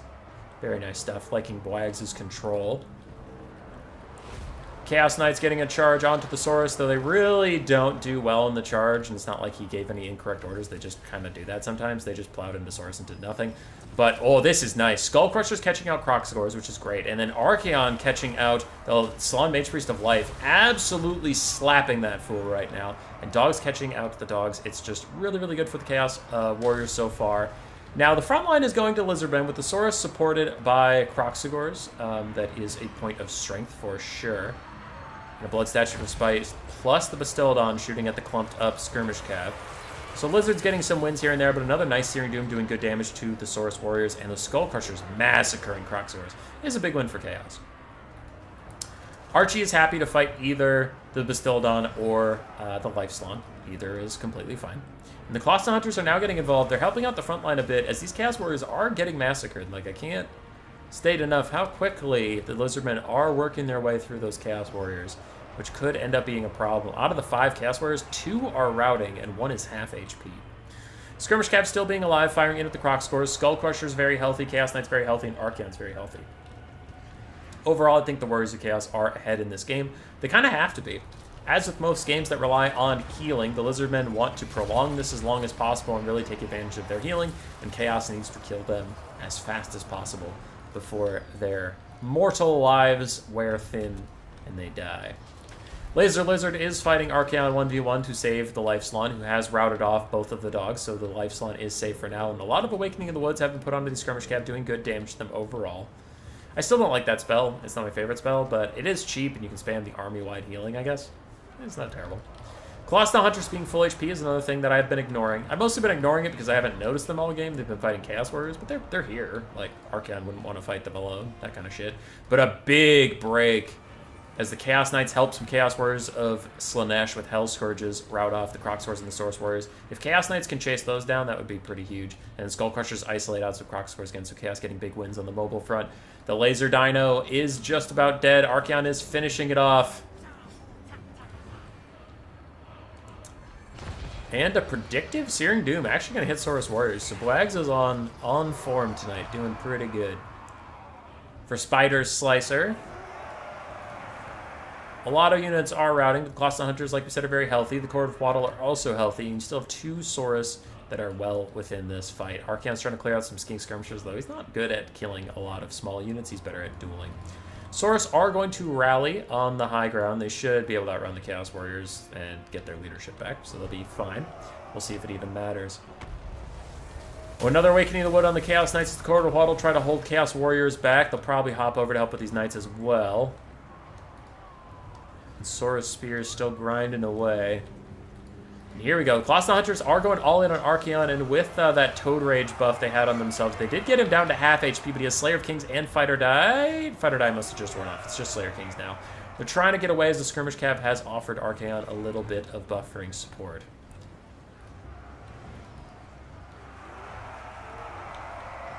More Skink Skirmishers firing in from the sidelines, trying to help out as Chaos Knights plow into them, push them off along with the Chameleon Stalkers, though. The Bound Banishment of the Slon is trying to catch up to those guys. They'll be a little too late, and it will go the wrong direction. Not any fault of the player. That part is random. But the Knights will escape as an Awakening of the Wood is going to hit them. Do minimal damage, but heal up the entire army. Now in the distance, Croxagores are chasing down Hell Scourges to try and get Saurus Warriors back. And Skullcrushers are fighting Saurus and Croxagores next to a Slon that can provide the Aura of Quetzal, giving them more melee defense and armor. This could be a deciding moment for the Lizards. Can they hold? Can they keep their spines? Or will they fall apart in the face of Archaon and the Skullcrushers? We will have to see. Blood Statue despite wearing down those Chaos Knights. And we still have some Skink Skirmishers with a lot of ammo in the distance that have to come back. A nice Earthblood onto the 2 healthy units left here for the Lizards. And Skink cohorts in the trees are back. They're going to hold off the Hell Scourges while the Saurus are allowed to rally. That's cool if we get into a hyper late game situation, though I don't think any of these units will be rejoining the fight before it's decided one way or the other. I think what's critical is right here. Saurus running back into Marauder Horsemen to throwing axes, though these guys have throwing axes no longer. They are now just basic-ass Marauder Horsemen. Croxagores trying to dodge a bit of that Searing Doom. The Saurus do not have such luxury. And the Salon Mage Priest of Life is all of a sudden looking very lonely, but the Court of Waddle see this. They're starting to come back, trying to peel off Archaon, and the Salon does throw down a Shield the Old Ones to get a little bit of safety in that space. Awakening of the Wood is popped from Marauder Horse throwing X's. Does good damage to them. Does real good damage to them, but the Court of Waddle are still in trouble. Where are the primary Source Warriors here? It looks like they're really scattered throughout, so their flag isn't doing us any justice. In the distance, Lizardmen have rallied a good enclave of support, but it is so far from home. It's like Spider-Man.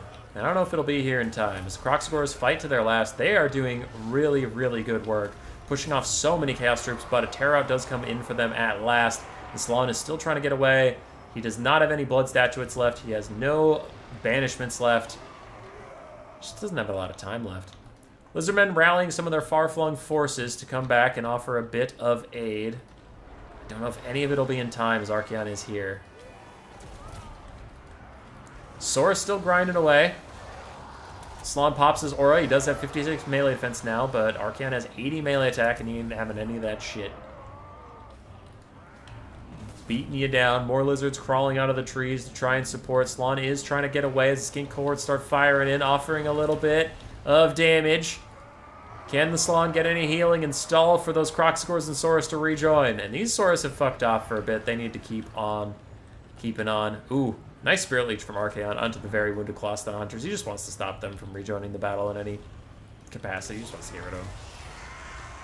Salon is going to terror out and die, and without him, the army losses might set in a very close game. Very, very contested between these two.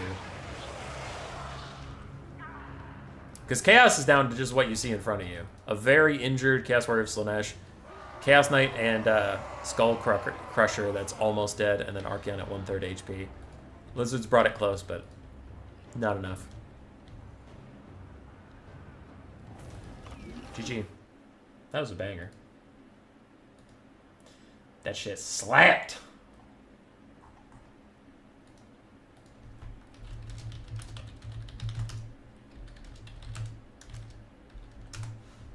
I loved it. I was a big fan.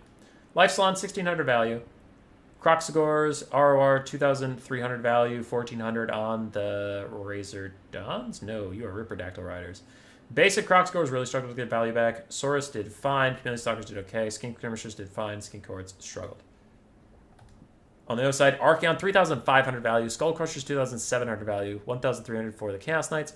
And then the Chaos Warriors, mixed value throughout. Skirmish Cav did well. Dogs did well. Marauders did okay.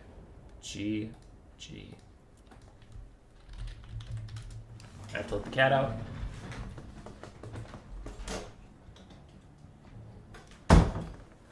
Alright, let's check back with the bracket. Bwags is a good player. Bwags is a good player. We fucking love Bwags. It's time that more people start loving Bwags.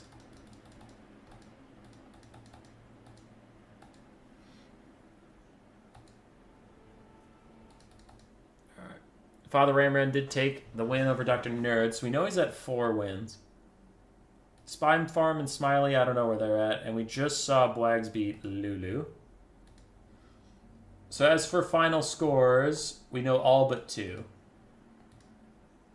Bwags has 1 more, so he's at 2, and then Lulu, no. Father Ramram has 4, yeah.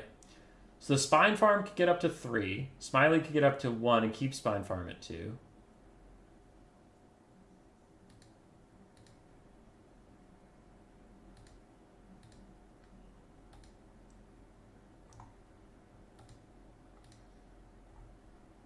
So we'll see where people end up here.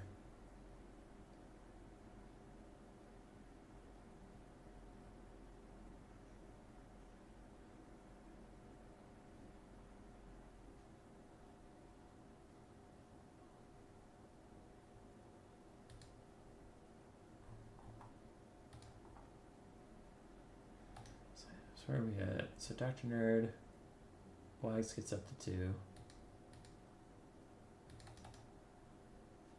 Okay, I know Bwags is done. So what's possible?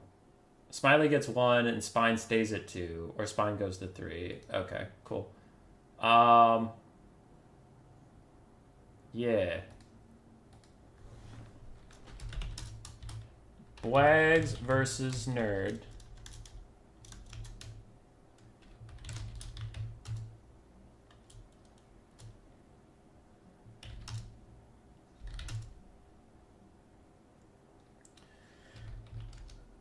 Then Father Ramsey versus Spine.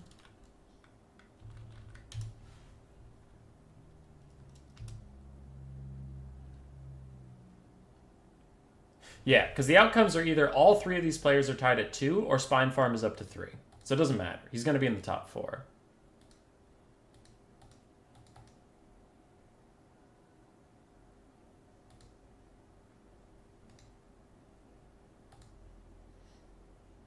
We'll spectate Bwags versus Nerd.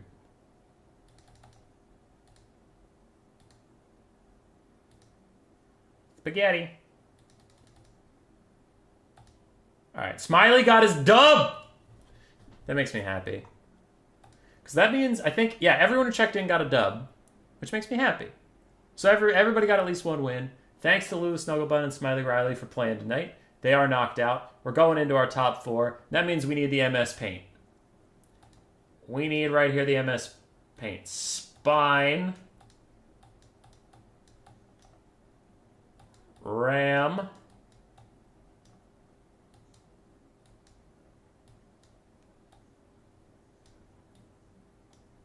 And then we have Bwags.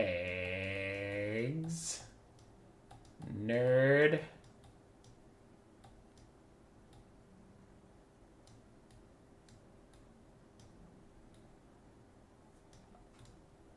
There we are.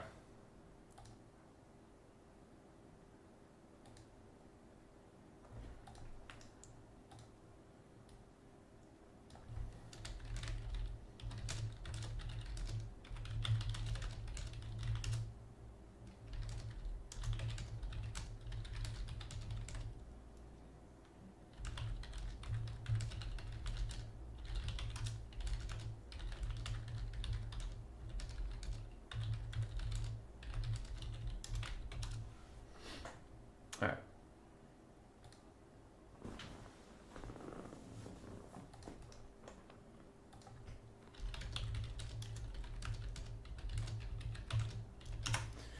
All right, we'll cast Nerd and Bwags. I told Spine and Ram to play without us because Grace and I were going to watch a movie tonight. So just kind of keep this moving. Pick and ban system is what? Same. So Bwags is top of bracket. BO1, baby. So 2 games left. We'll watch Bwags and Nerd, and the winner of that and the winner of Spine versus Ram will play in the finals. And it'll be a good one. It will. That right there is a Hummus Boy guarantee. Also, there's a lobby that's just called Stalin.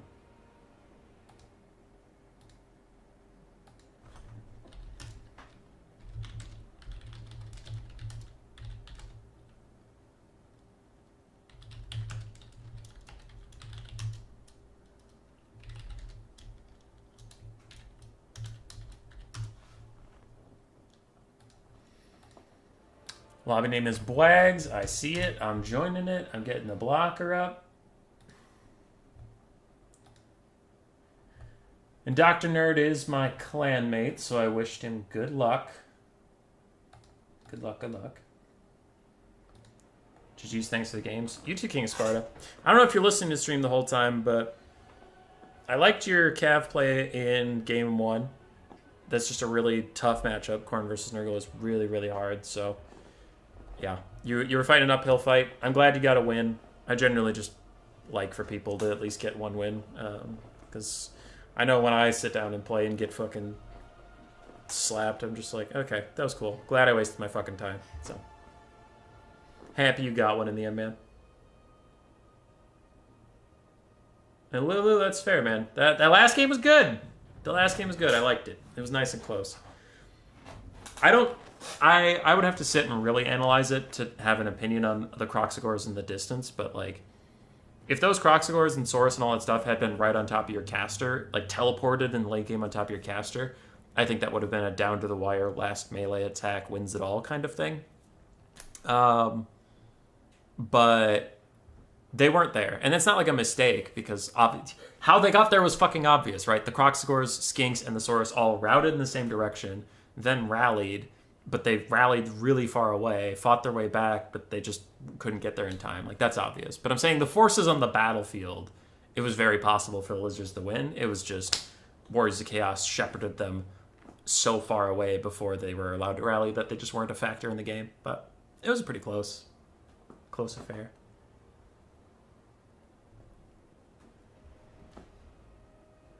I want Blags and Father Ramram to win. They're both sick. It's true, Oshi.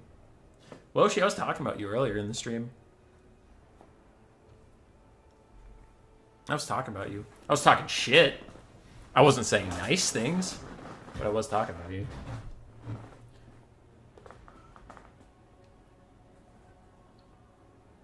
Favorite Thanksgiving movie?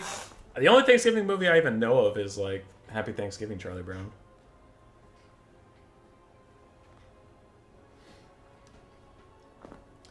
Oh my god, he's getting to play as Wood Elves! It's happening! We get to see some Wags Wood Elves!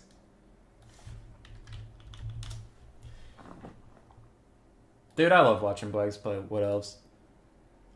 There's just so much joy in it. You can tell. Other players, they kind of move their units like this. And Bwags, when he moves his Wood Elves, it's like this, man. It's different. Now, you might be saying, Human Boy, you just did the same motion but faster. Shut up. You know what? Shut up. Just let me have this. He's like the one active Wood Elf main we have right now. Just let me have this. His profile picture is Kakashi with no hair. Just let me have this. His name is goddamn Bwags. Just let me have this. Not everything's about you. Some things are about me. This is about me. Planes, Trains, and Automobiles. Oh, that actually is a good movie. I saw that movie for the first time last year. Tomb Kings also. I don't know if I've seen a lot of Dr. Nerd's Tomb Kings, but this is a good matchup. It's Tomb Kings favored, but when you're playing Wood Elves on a tier list, they're like at the very bottom. So not a lot of matchups are going to be even. I think it's 60-40, 60 in the favor of the Tomb Kings, but not unwinnable. Not unwinnable at all. Hey, I'm going to grab a sparkling water. You guys want anything? You guys want anything? Sparkling water? You guys want sparkling water? I can get one.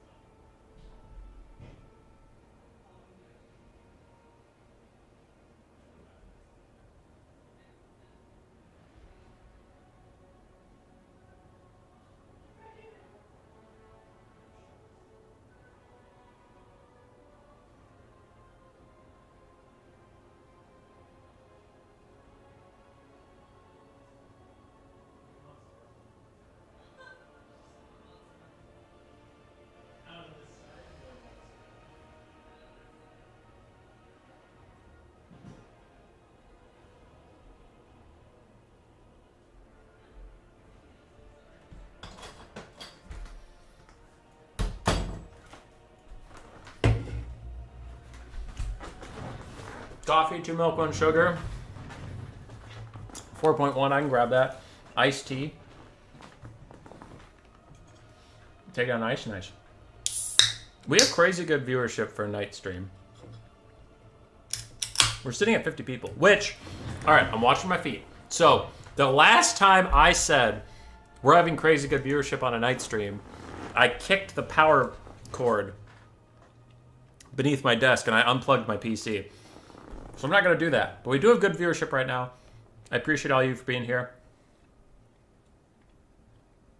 Coops is water with no bubbles. That's called a lake. Anyway, Coops is one of my admins, one of my trusted advisors, and I have been lamenting to him recently about low viewership on a lot of the live streams and stuff. So it does make me happy to see, because our average for NA is 35 viewers, and we're sitting at 50, and we've been sitting at 50 for a little bit here, so it's pretty good. Happy to have you all. If you aren't subscribed, don't. Subscribing is for tools and fools. If you what the fuck? Okay, he switched to Demons of Chaos for a second. Anyway, if you subscribe, YouTube takes $5 directly out of my bank account and gives it to orphans, which I do not support orphans. I have never supported orphans. So remember, if you subscribe, YouTube gives money to orphans, and we don't want that. So don't subscribe. So don't. Don't.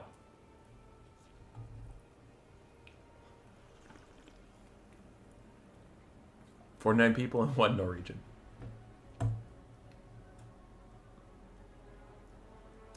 Are you a smart man, Jeremy? Yes, I am. Because I have 2 power chords now. The Wood Elves are ready, and the Tomb Kings are ready, so we'll be getting into game here. I have 2 power chords. There's one on the ground that I sometimes kick. If I kick it, it now turns off both of my monitors. And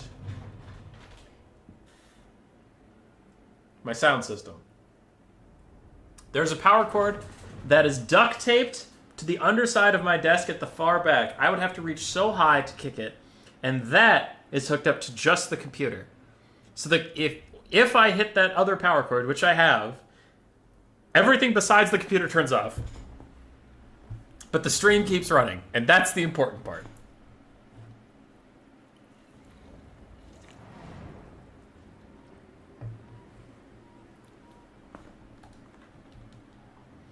Yeah, when I say cable, I mean the strip, the power strip. I was just blanking on the word. Who is Kenya? Kenya is a country.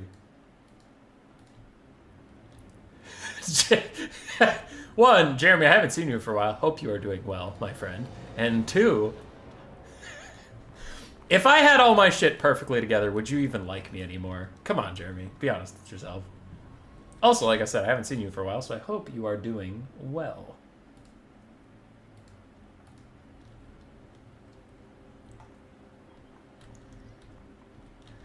All right, what's happening? What's going on with this Tomb Kings versus Wood Elves?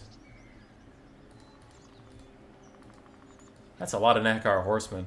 That's a lot of Nakar horsemen. Holy crap. 4 Nakar horsemen, 2 skeleton horsemen, 2 Necropolis knights? No, 1 Necropolis knight, a Sepulchral Stalker, 1 Ushapti Greatbow, the Kepler Guard, Arkin the Black on horseback with Fate of Buna and Spirit Leech, and then a front line of skeleton warriors and skeleton spears. That is a very wide and different Tomb King's army. I'm excited for that. Most Tomb King's armies you see, while you don't see Tomb Kings a ton these days, you still see like 2 Ushapti Greatbows and a Sepulchral Stalker. Usually one of the Ushapti and the Sepulchral Stalker are the RORs, and that's really about it. And then some skeletons and Arkin, I guess. Or if you watch a lot of Gotrek Starbreaker, he brings Necropolis Knights triple gold chevroned with DJ Kotep and a Necrotect as a kind of goon squad. But this is a very different build, so I like it. I hope it does well. On the other side, for the Wood Elves, we have 5 Dryads. Orion, King of the Wild Hunt, with his Horn of the Wild Hunt and Hounds of Orion's bound. We have 1 Deepwood Scout with Swift Shiver Shards, the Wardens of Sithroll Wildwood Rangers Regiment of Renown. It looks like two Glade Riders with Spears, another Deepwood Scout, another Dryad up in the trees. We have a Life Spellsinger with Awakening of the... What the fuck is going on with Awakening of the Wood? Why is everybody taking Awakening of the Wood? I hate this spell. I hate this spell so much. I think it does literally nothing. Anyway, 3 Eternal Guard aside from that. Why is everybody taking Awakening of the Wood? And 2 War Dancers. Oh, hello. I don't understand. I don't understand. Was there a conference I wasn't invited to that revealed Awakening the Wood is actually a good spell?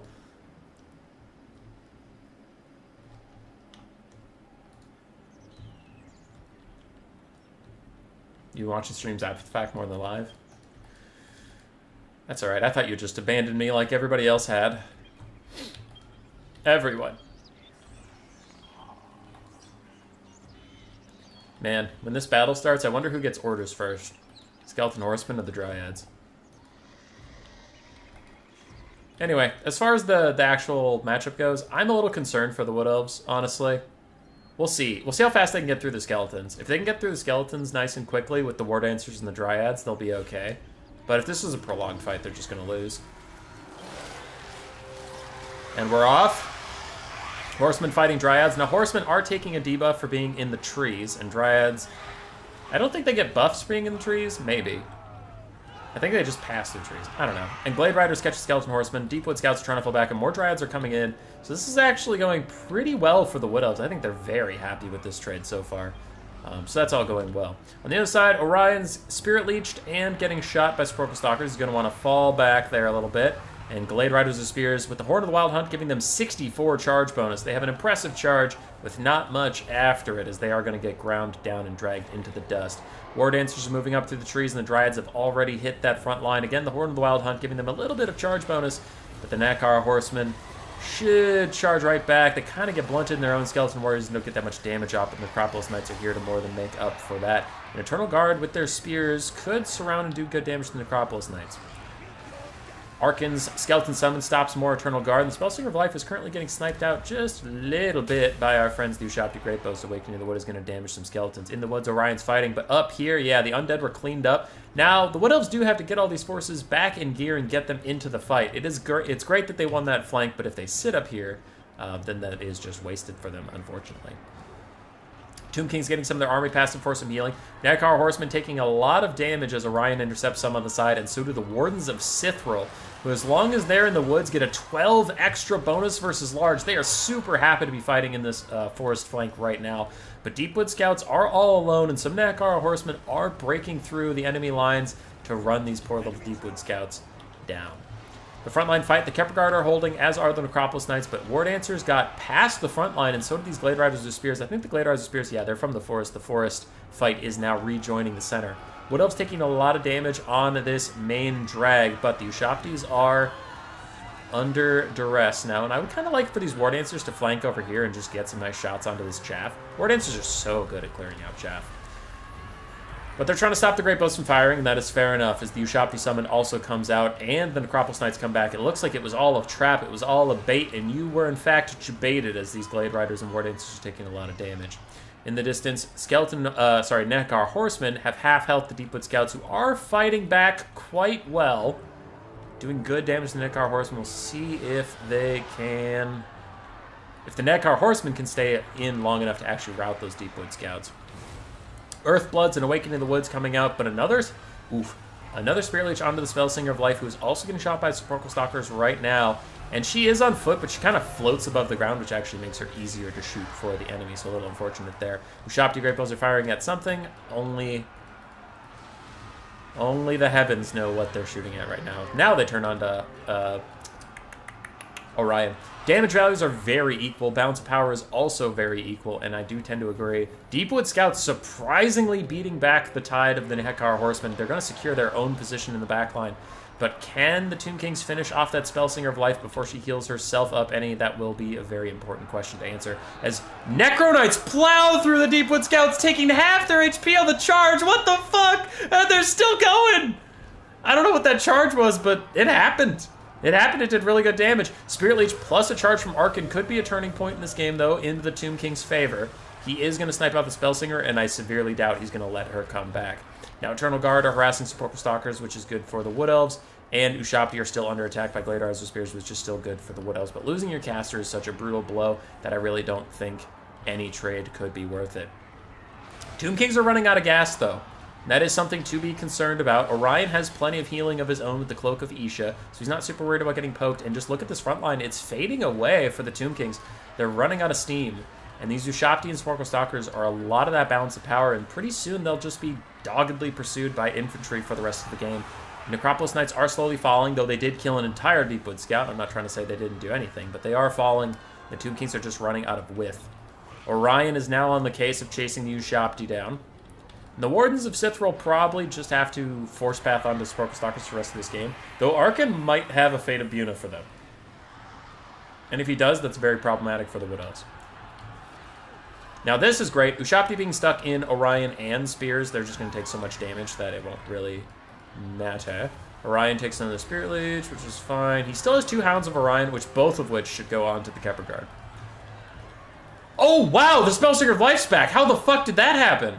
I just assumed she died. Okay, she's back. She needs to Earthblood herself. Probably get close to the War Dancers and then Earthblood with her in the vicinity. But she does need to cast an Earthblood on herself. Never mind!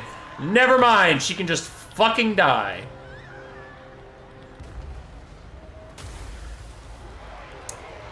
Alright, she's just relying on the Lord passive to heal her up.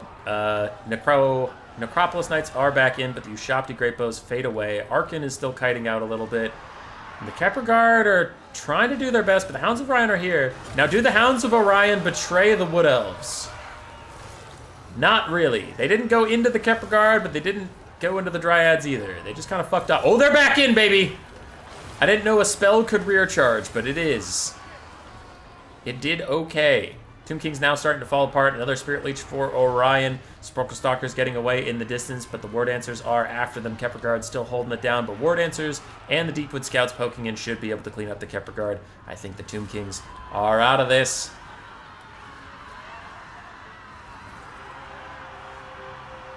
I'm trying to catch up with chat. You guys have been talking about a lot of stuff. Blackguard Saurus awakening the wood with our powers combined. We can bamboozle the heck out of Human Boy. I am bamboozled. I was born bamboozled. I will die bamboozled.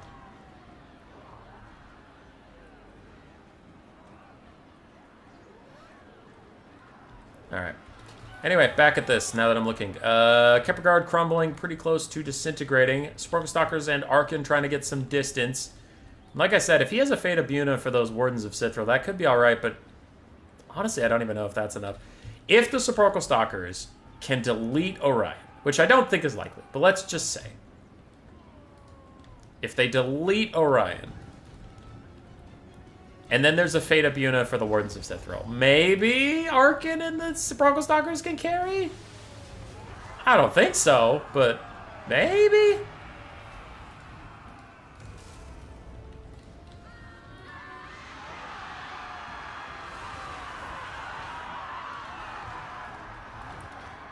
Arkin is taking javelins from our boy Orion, who gets an Earthblood. Deepwood Scouts, and just the unholy tide of Wood Elves is coming in, and Dr. Nerd throws in the towel.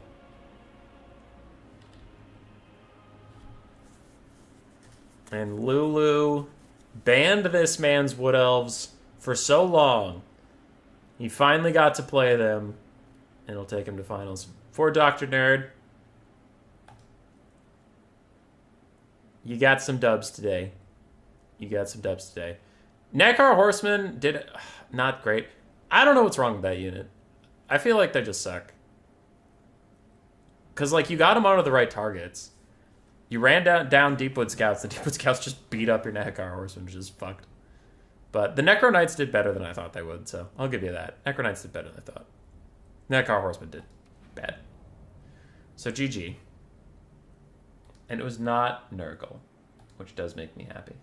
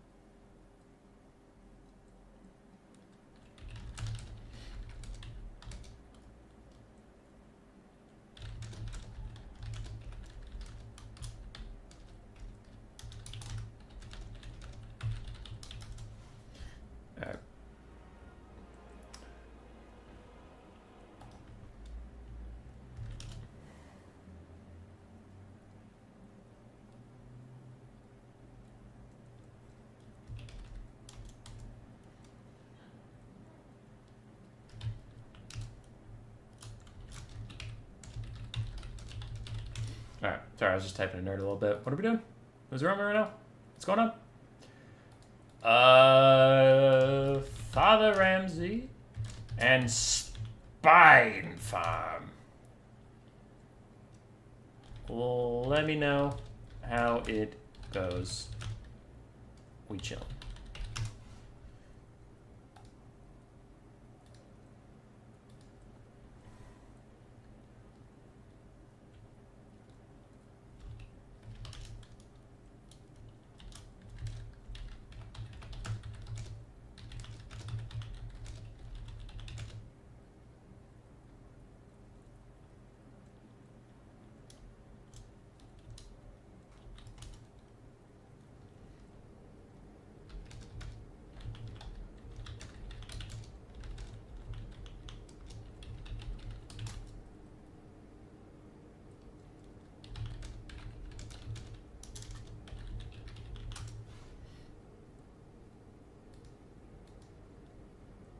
Alright, sorry. I was just typing to some people. Father Ramsey and Spaghetti are still fighting.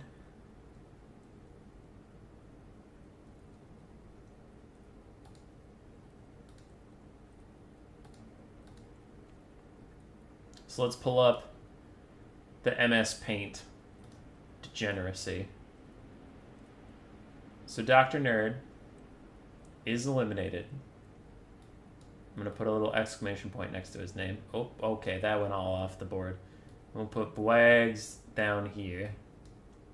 Alright, that didn't go well. Okay, so fuck this. So like...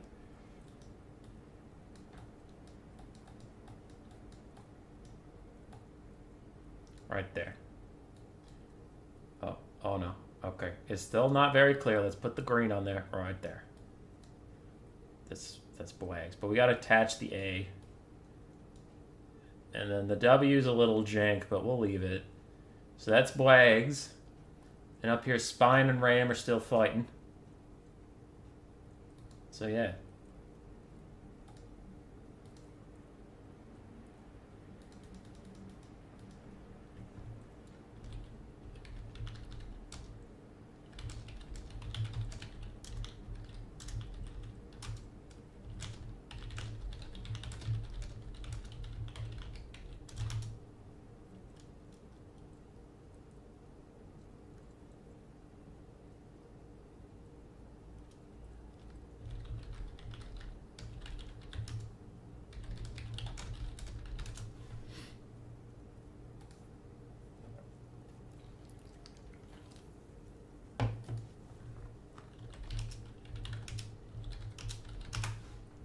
All right, it's Father Ramsey and Bwags.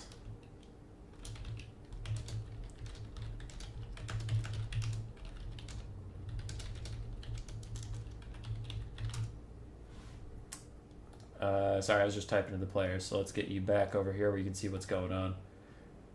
Apparently, Spine... I forget the rest of his name.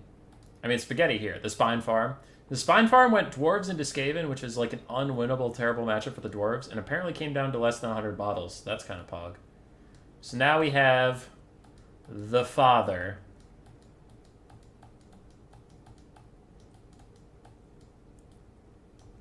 Versus Degen Bwags.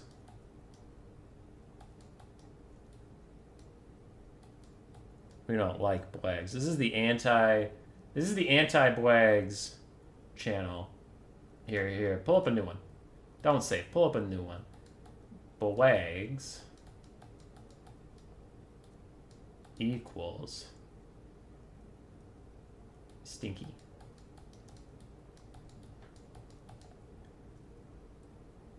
Hashtag fact.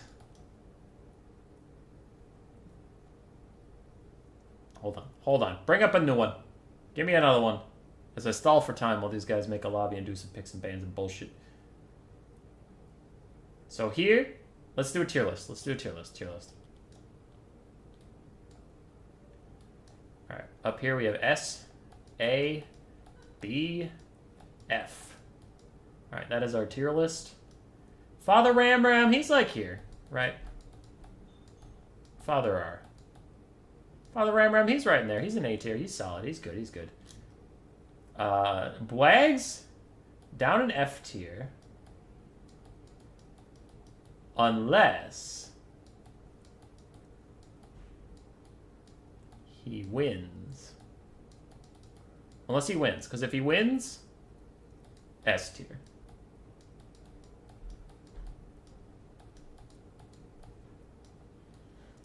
Oh, we fucked that up. I'm gonna just make it not happen. Bwags, though. So, like, could be here, could be here. He can't be here. This doesn't exist. Nobody gets that shit. Fuck that. Alright, I feel like I've wasted enough time. Let's go find this fucking game. As I just dick around MS Paint for like a solid year and a half.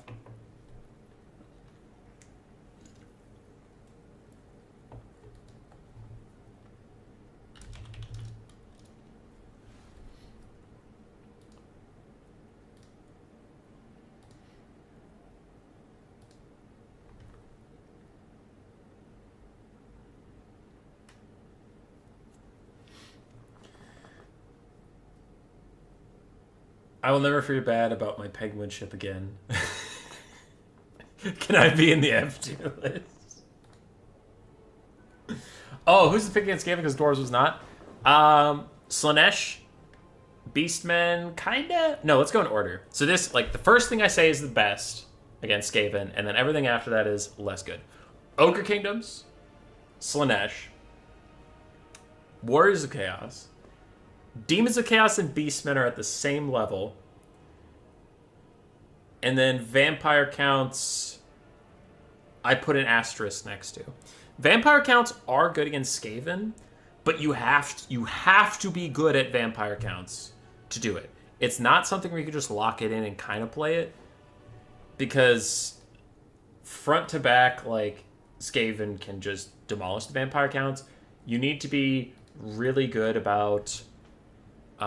if you have a Dragon Lord, managing your Spirit Leeches well, managing your breath attacks well, not getting netted in front of guns. If you go Vlad von Karstein, that is the easier method.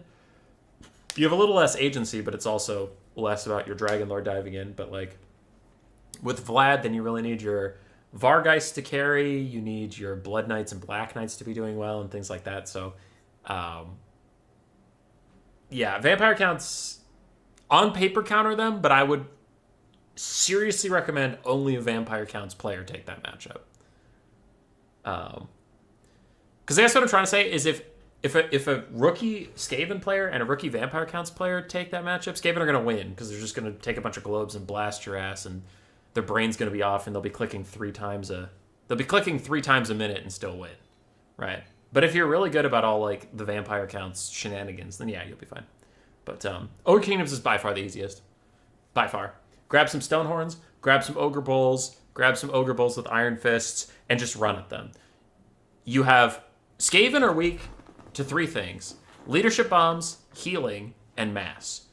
Ogre's basic infantry are mass. Like the old matchups that were bad for Skaven was anyone that could bring Chaos Spawn, and Lizardmen would spam Croxagores into them, Beastmen would spam Minotaurs or Centaurs, things like that, right? So just get a bunch of Ogre Bulls, plow through their front line, bring the -16 leadership spell. Don't bring Troll Guts. Actually, serious talk for a second. Fuck Troll Guts. Don't bring it versus Skaven. Or bring it in conjunction with Brain Gobbler and use it on your Stonehorns.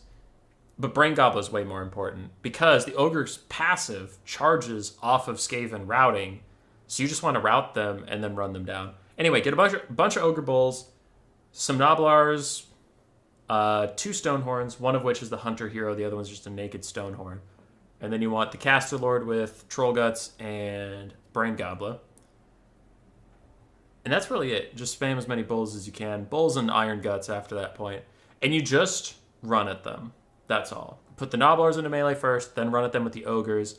If you get really fancy, you can get the Ogre Bulls to charge, and once they do their charge, they'll be 3/4 of the way through the Skaven unit, and then you can force path them through it and get to where you really want to be. But even if you don't do that, Ogre Bulls will still do fine. Stonehorns need to just be charging around and being disruptive, and there's not a lot the Skaven can do. There are some, like, super counter builds. Dr. Nerd's probably in the chat talking about it, because I know he has one he likes. But in general, it's pretty fucking bad for Skaven. Because the Ogres just have everything you're weak against all in one roster.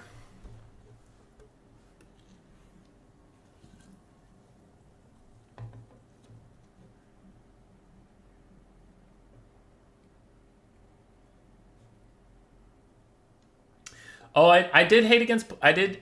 You are correct. I hated playing against Lizardmen until the Warp Lightning Cannon updates.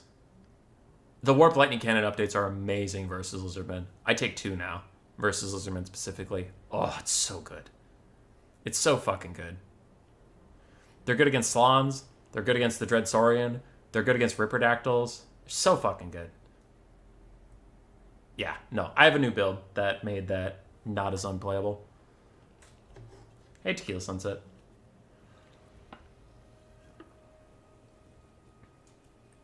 Oh, you don't have the Skaven Ogre Kings build. You have 2 units at Hope. Fair. But no. Lizardmen, I used to think it was bad until the Warp Lightning Cannon buffs. And then it took me a while to really appreciate how much the buffs were.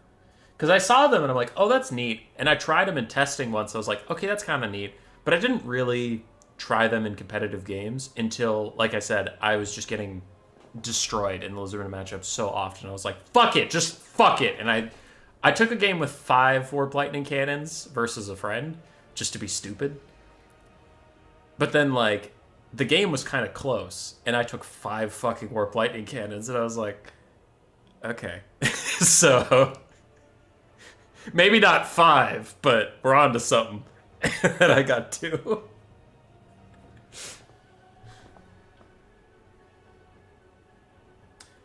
You've always... Yeah, it's current year. I would say that for sure used to be the case, but with healing being buffed, and then with healing being super buffed, and the ROR Dread Saurian just running through enemy lines, there's been so many games it's current year where literally the ROR Dread Saurian and the Life Slon could carry the whole game.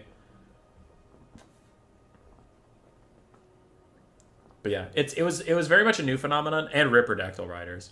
Ripperdactyl Riders were so annoying because they don't take any damage from globes or rattling guns or anything, even if you net them, and they just get onto your backline.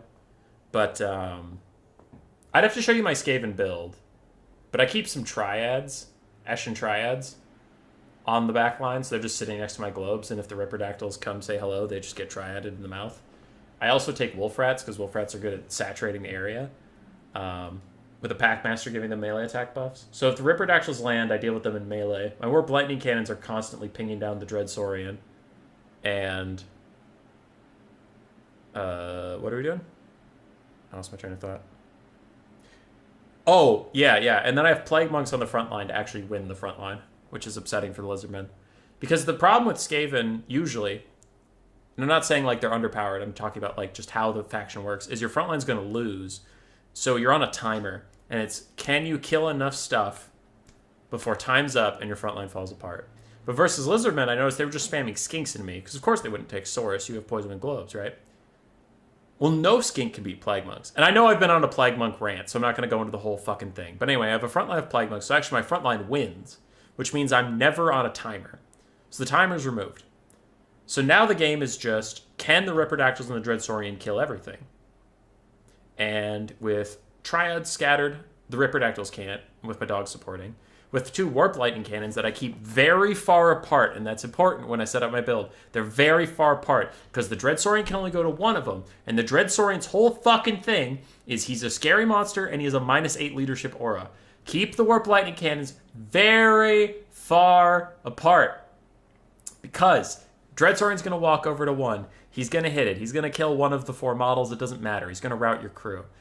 If he chases them, he will take forever. He'll be getting shot in the ass by the other warp lightning cannon. If he doesn't chase them, they come back, and while he's walking towards the other warp lightning cannon, you get back on your warp lightning cannon and shoot his ass again. Now you might be like, why not shoot the Slon? Because if you shoot the Slon first, you'll kill the Slon eventually, but he's going to heal cap himself. It'll take you a while. In that time, an ROR Dreadsaurian is tearing apart your entire army. If you shoot the Dreadsaurian first, he's going to heal cap, sure.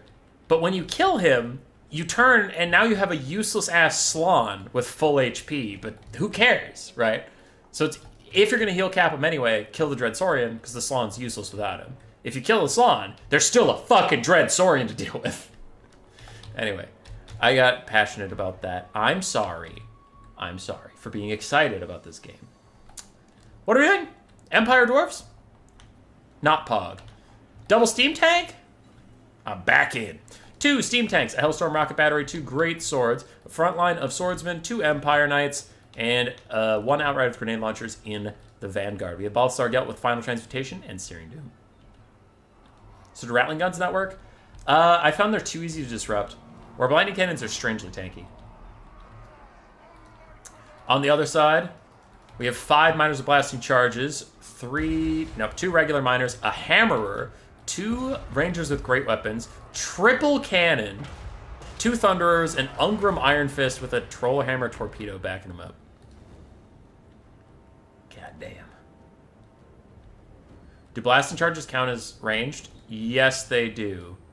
And Human Boy's stupid for not catching it? Probably true.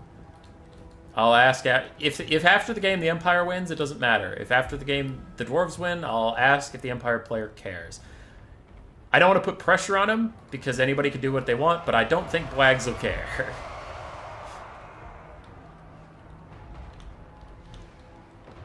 Yeah, it's too many missile units. Fair enough. Anyway, on the back line, Outriders with Grenade Launchers are getting involved. They're getting good damage onto the cannons, but now we have Rangers with Great Weapons turning towards them. Meanwhile, the Hellstorm Rock Battery is still firing at cannons, not really doing that much damage. And oh boy, we have Cavalry trying to get through here. Outriders Grenade Launchers just delete a Ranger unit entirely on their own as Empire Knights try and disrupt as many things as possible. Looks like they're also going for the cannons. And the Steam Tanks, oh yeah, Steam Tanks exist. They're not doing great. They're not loving that they're fighting 3 cannons right about now. Empire Knights suiciding for those cannons, getting some damage out as the Steam Tanks actually kill off a model. Meanwhile, the Outriders with Grenade Launchers are doing really good work on the back line as another Ranger with Great Weapons feeds itself into the fires of doom! Okay, that volley wasn't as impressive. It's still good, but it wasn't that impressive. This is chaotic. I don't really know how to interpret what's happening right now.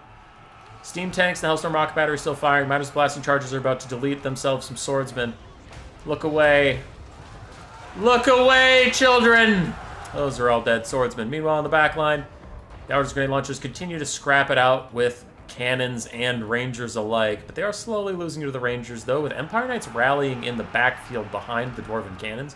Could actually get a good flank on and do some nice work there. One of our Steam Tank friends is almost dead. The other one's at 1/3 HP missing. Hellstorm Rock Battery still trying to stop the Dwarves who are charging in, and Ungrim is going to be a bit of a terror. I don't know what kills him. Maybe a Great Sword Surround. I don't know.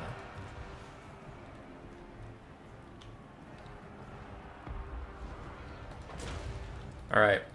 Outriders Grenade Launchers rallying. Empire Knights rallying. They are getting back into the fight. And they could be just what the Empire needs to stay alive, as the Steam Tank only has 800 HP left. And cannonballs are coming in now. If you like the Steam Tank, avert your eyes. There's a lot of eye averting going on, but it's the world we live in.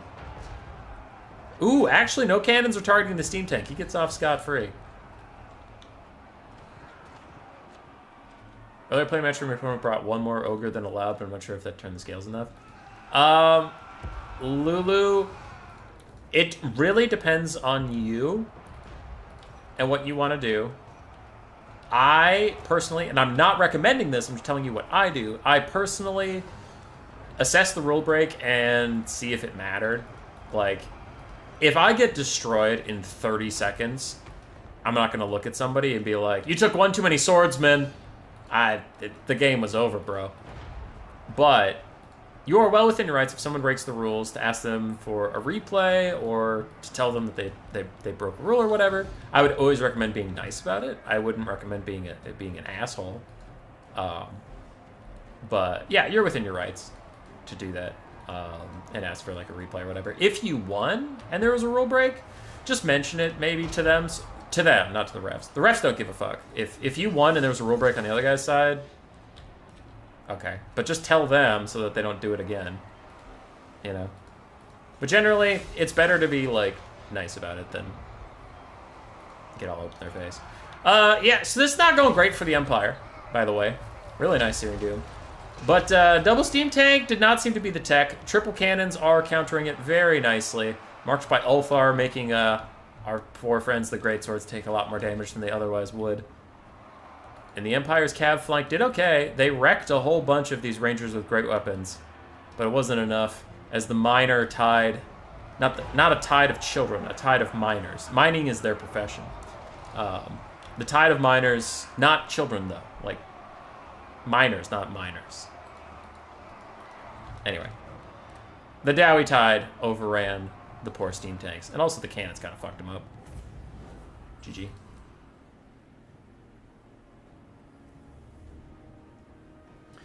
GG. I will now ask the fated question.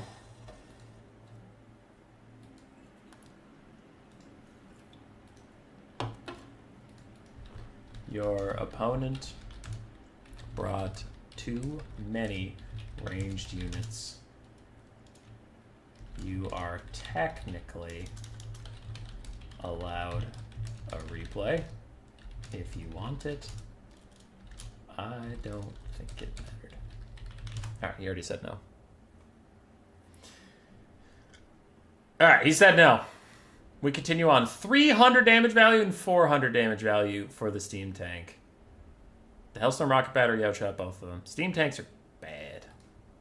For the Dwarves, Unger Iron Fist got insane value. 9,832. Cannons got 6 between them. Miners with blasting charges strangely only got 17 damage value. That is a GG.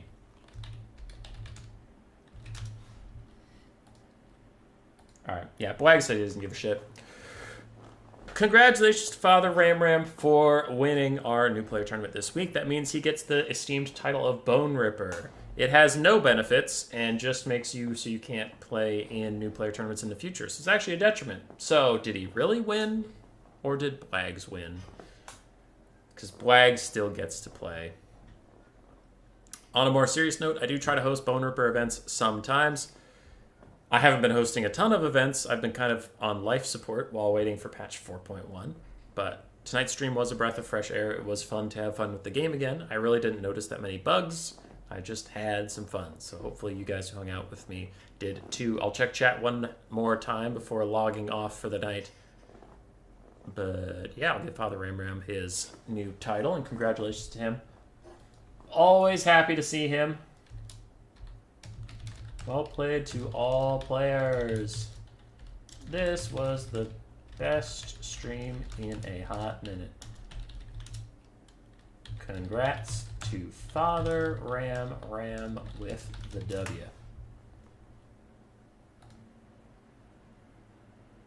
Finalize tournament so I can shut that shit down. And then I'll come check on chat with you fine people. Were blasting charges as powerful in Warhammer 2? No, they got more powerful. But yet, they were always good, but not this good. The children yearn for the mine. Alright. Good night, everybody. Good night.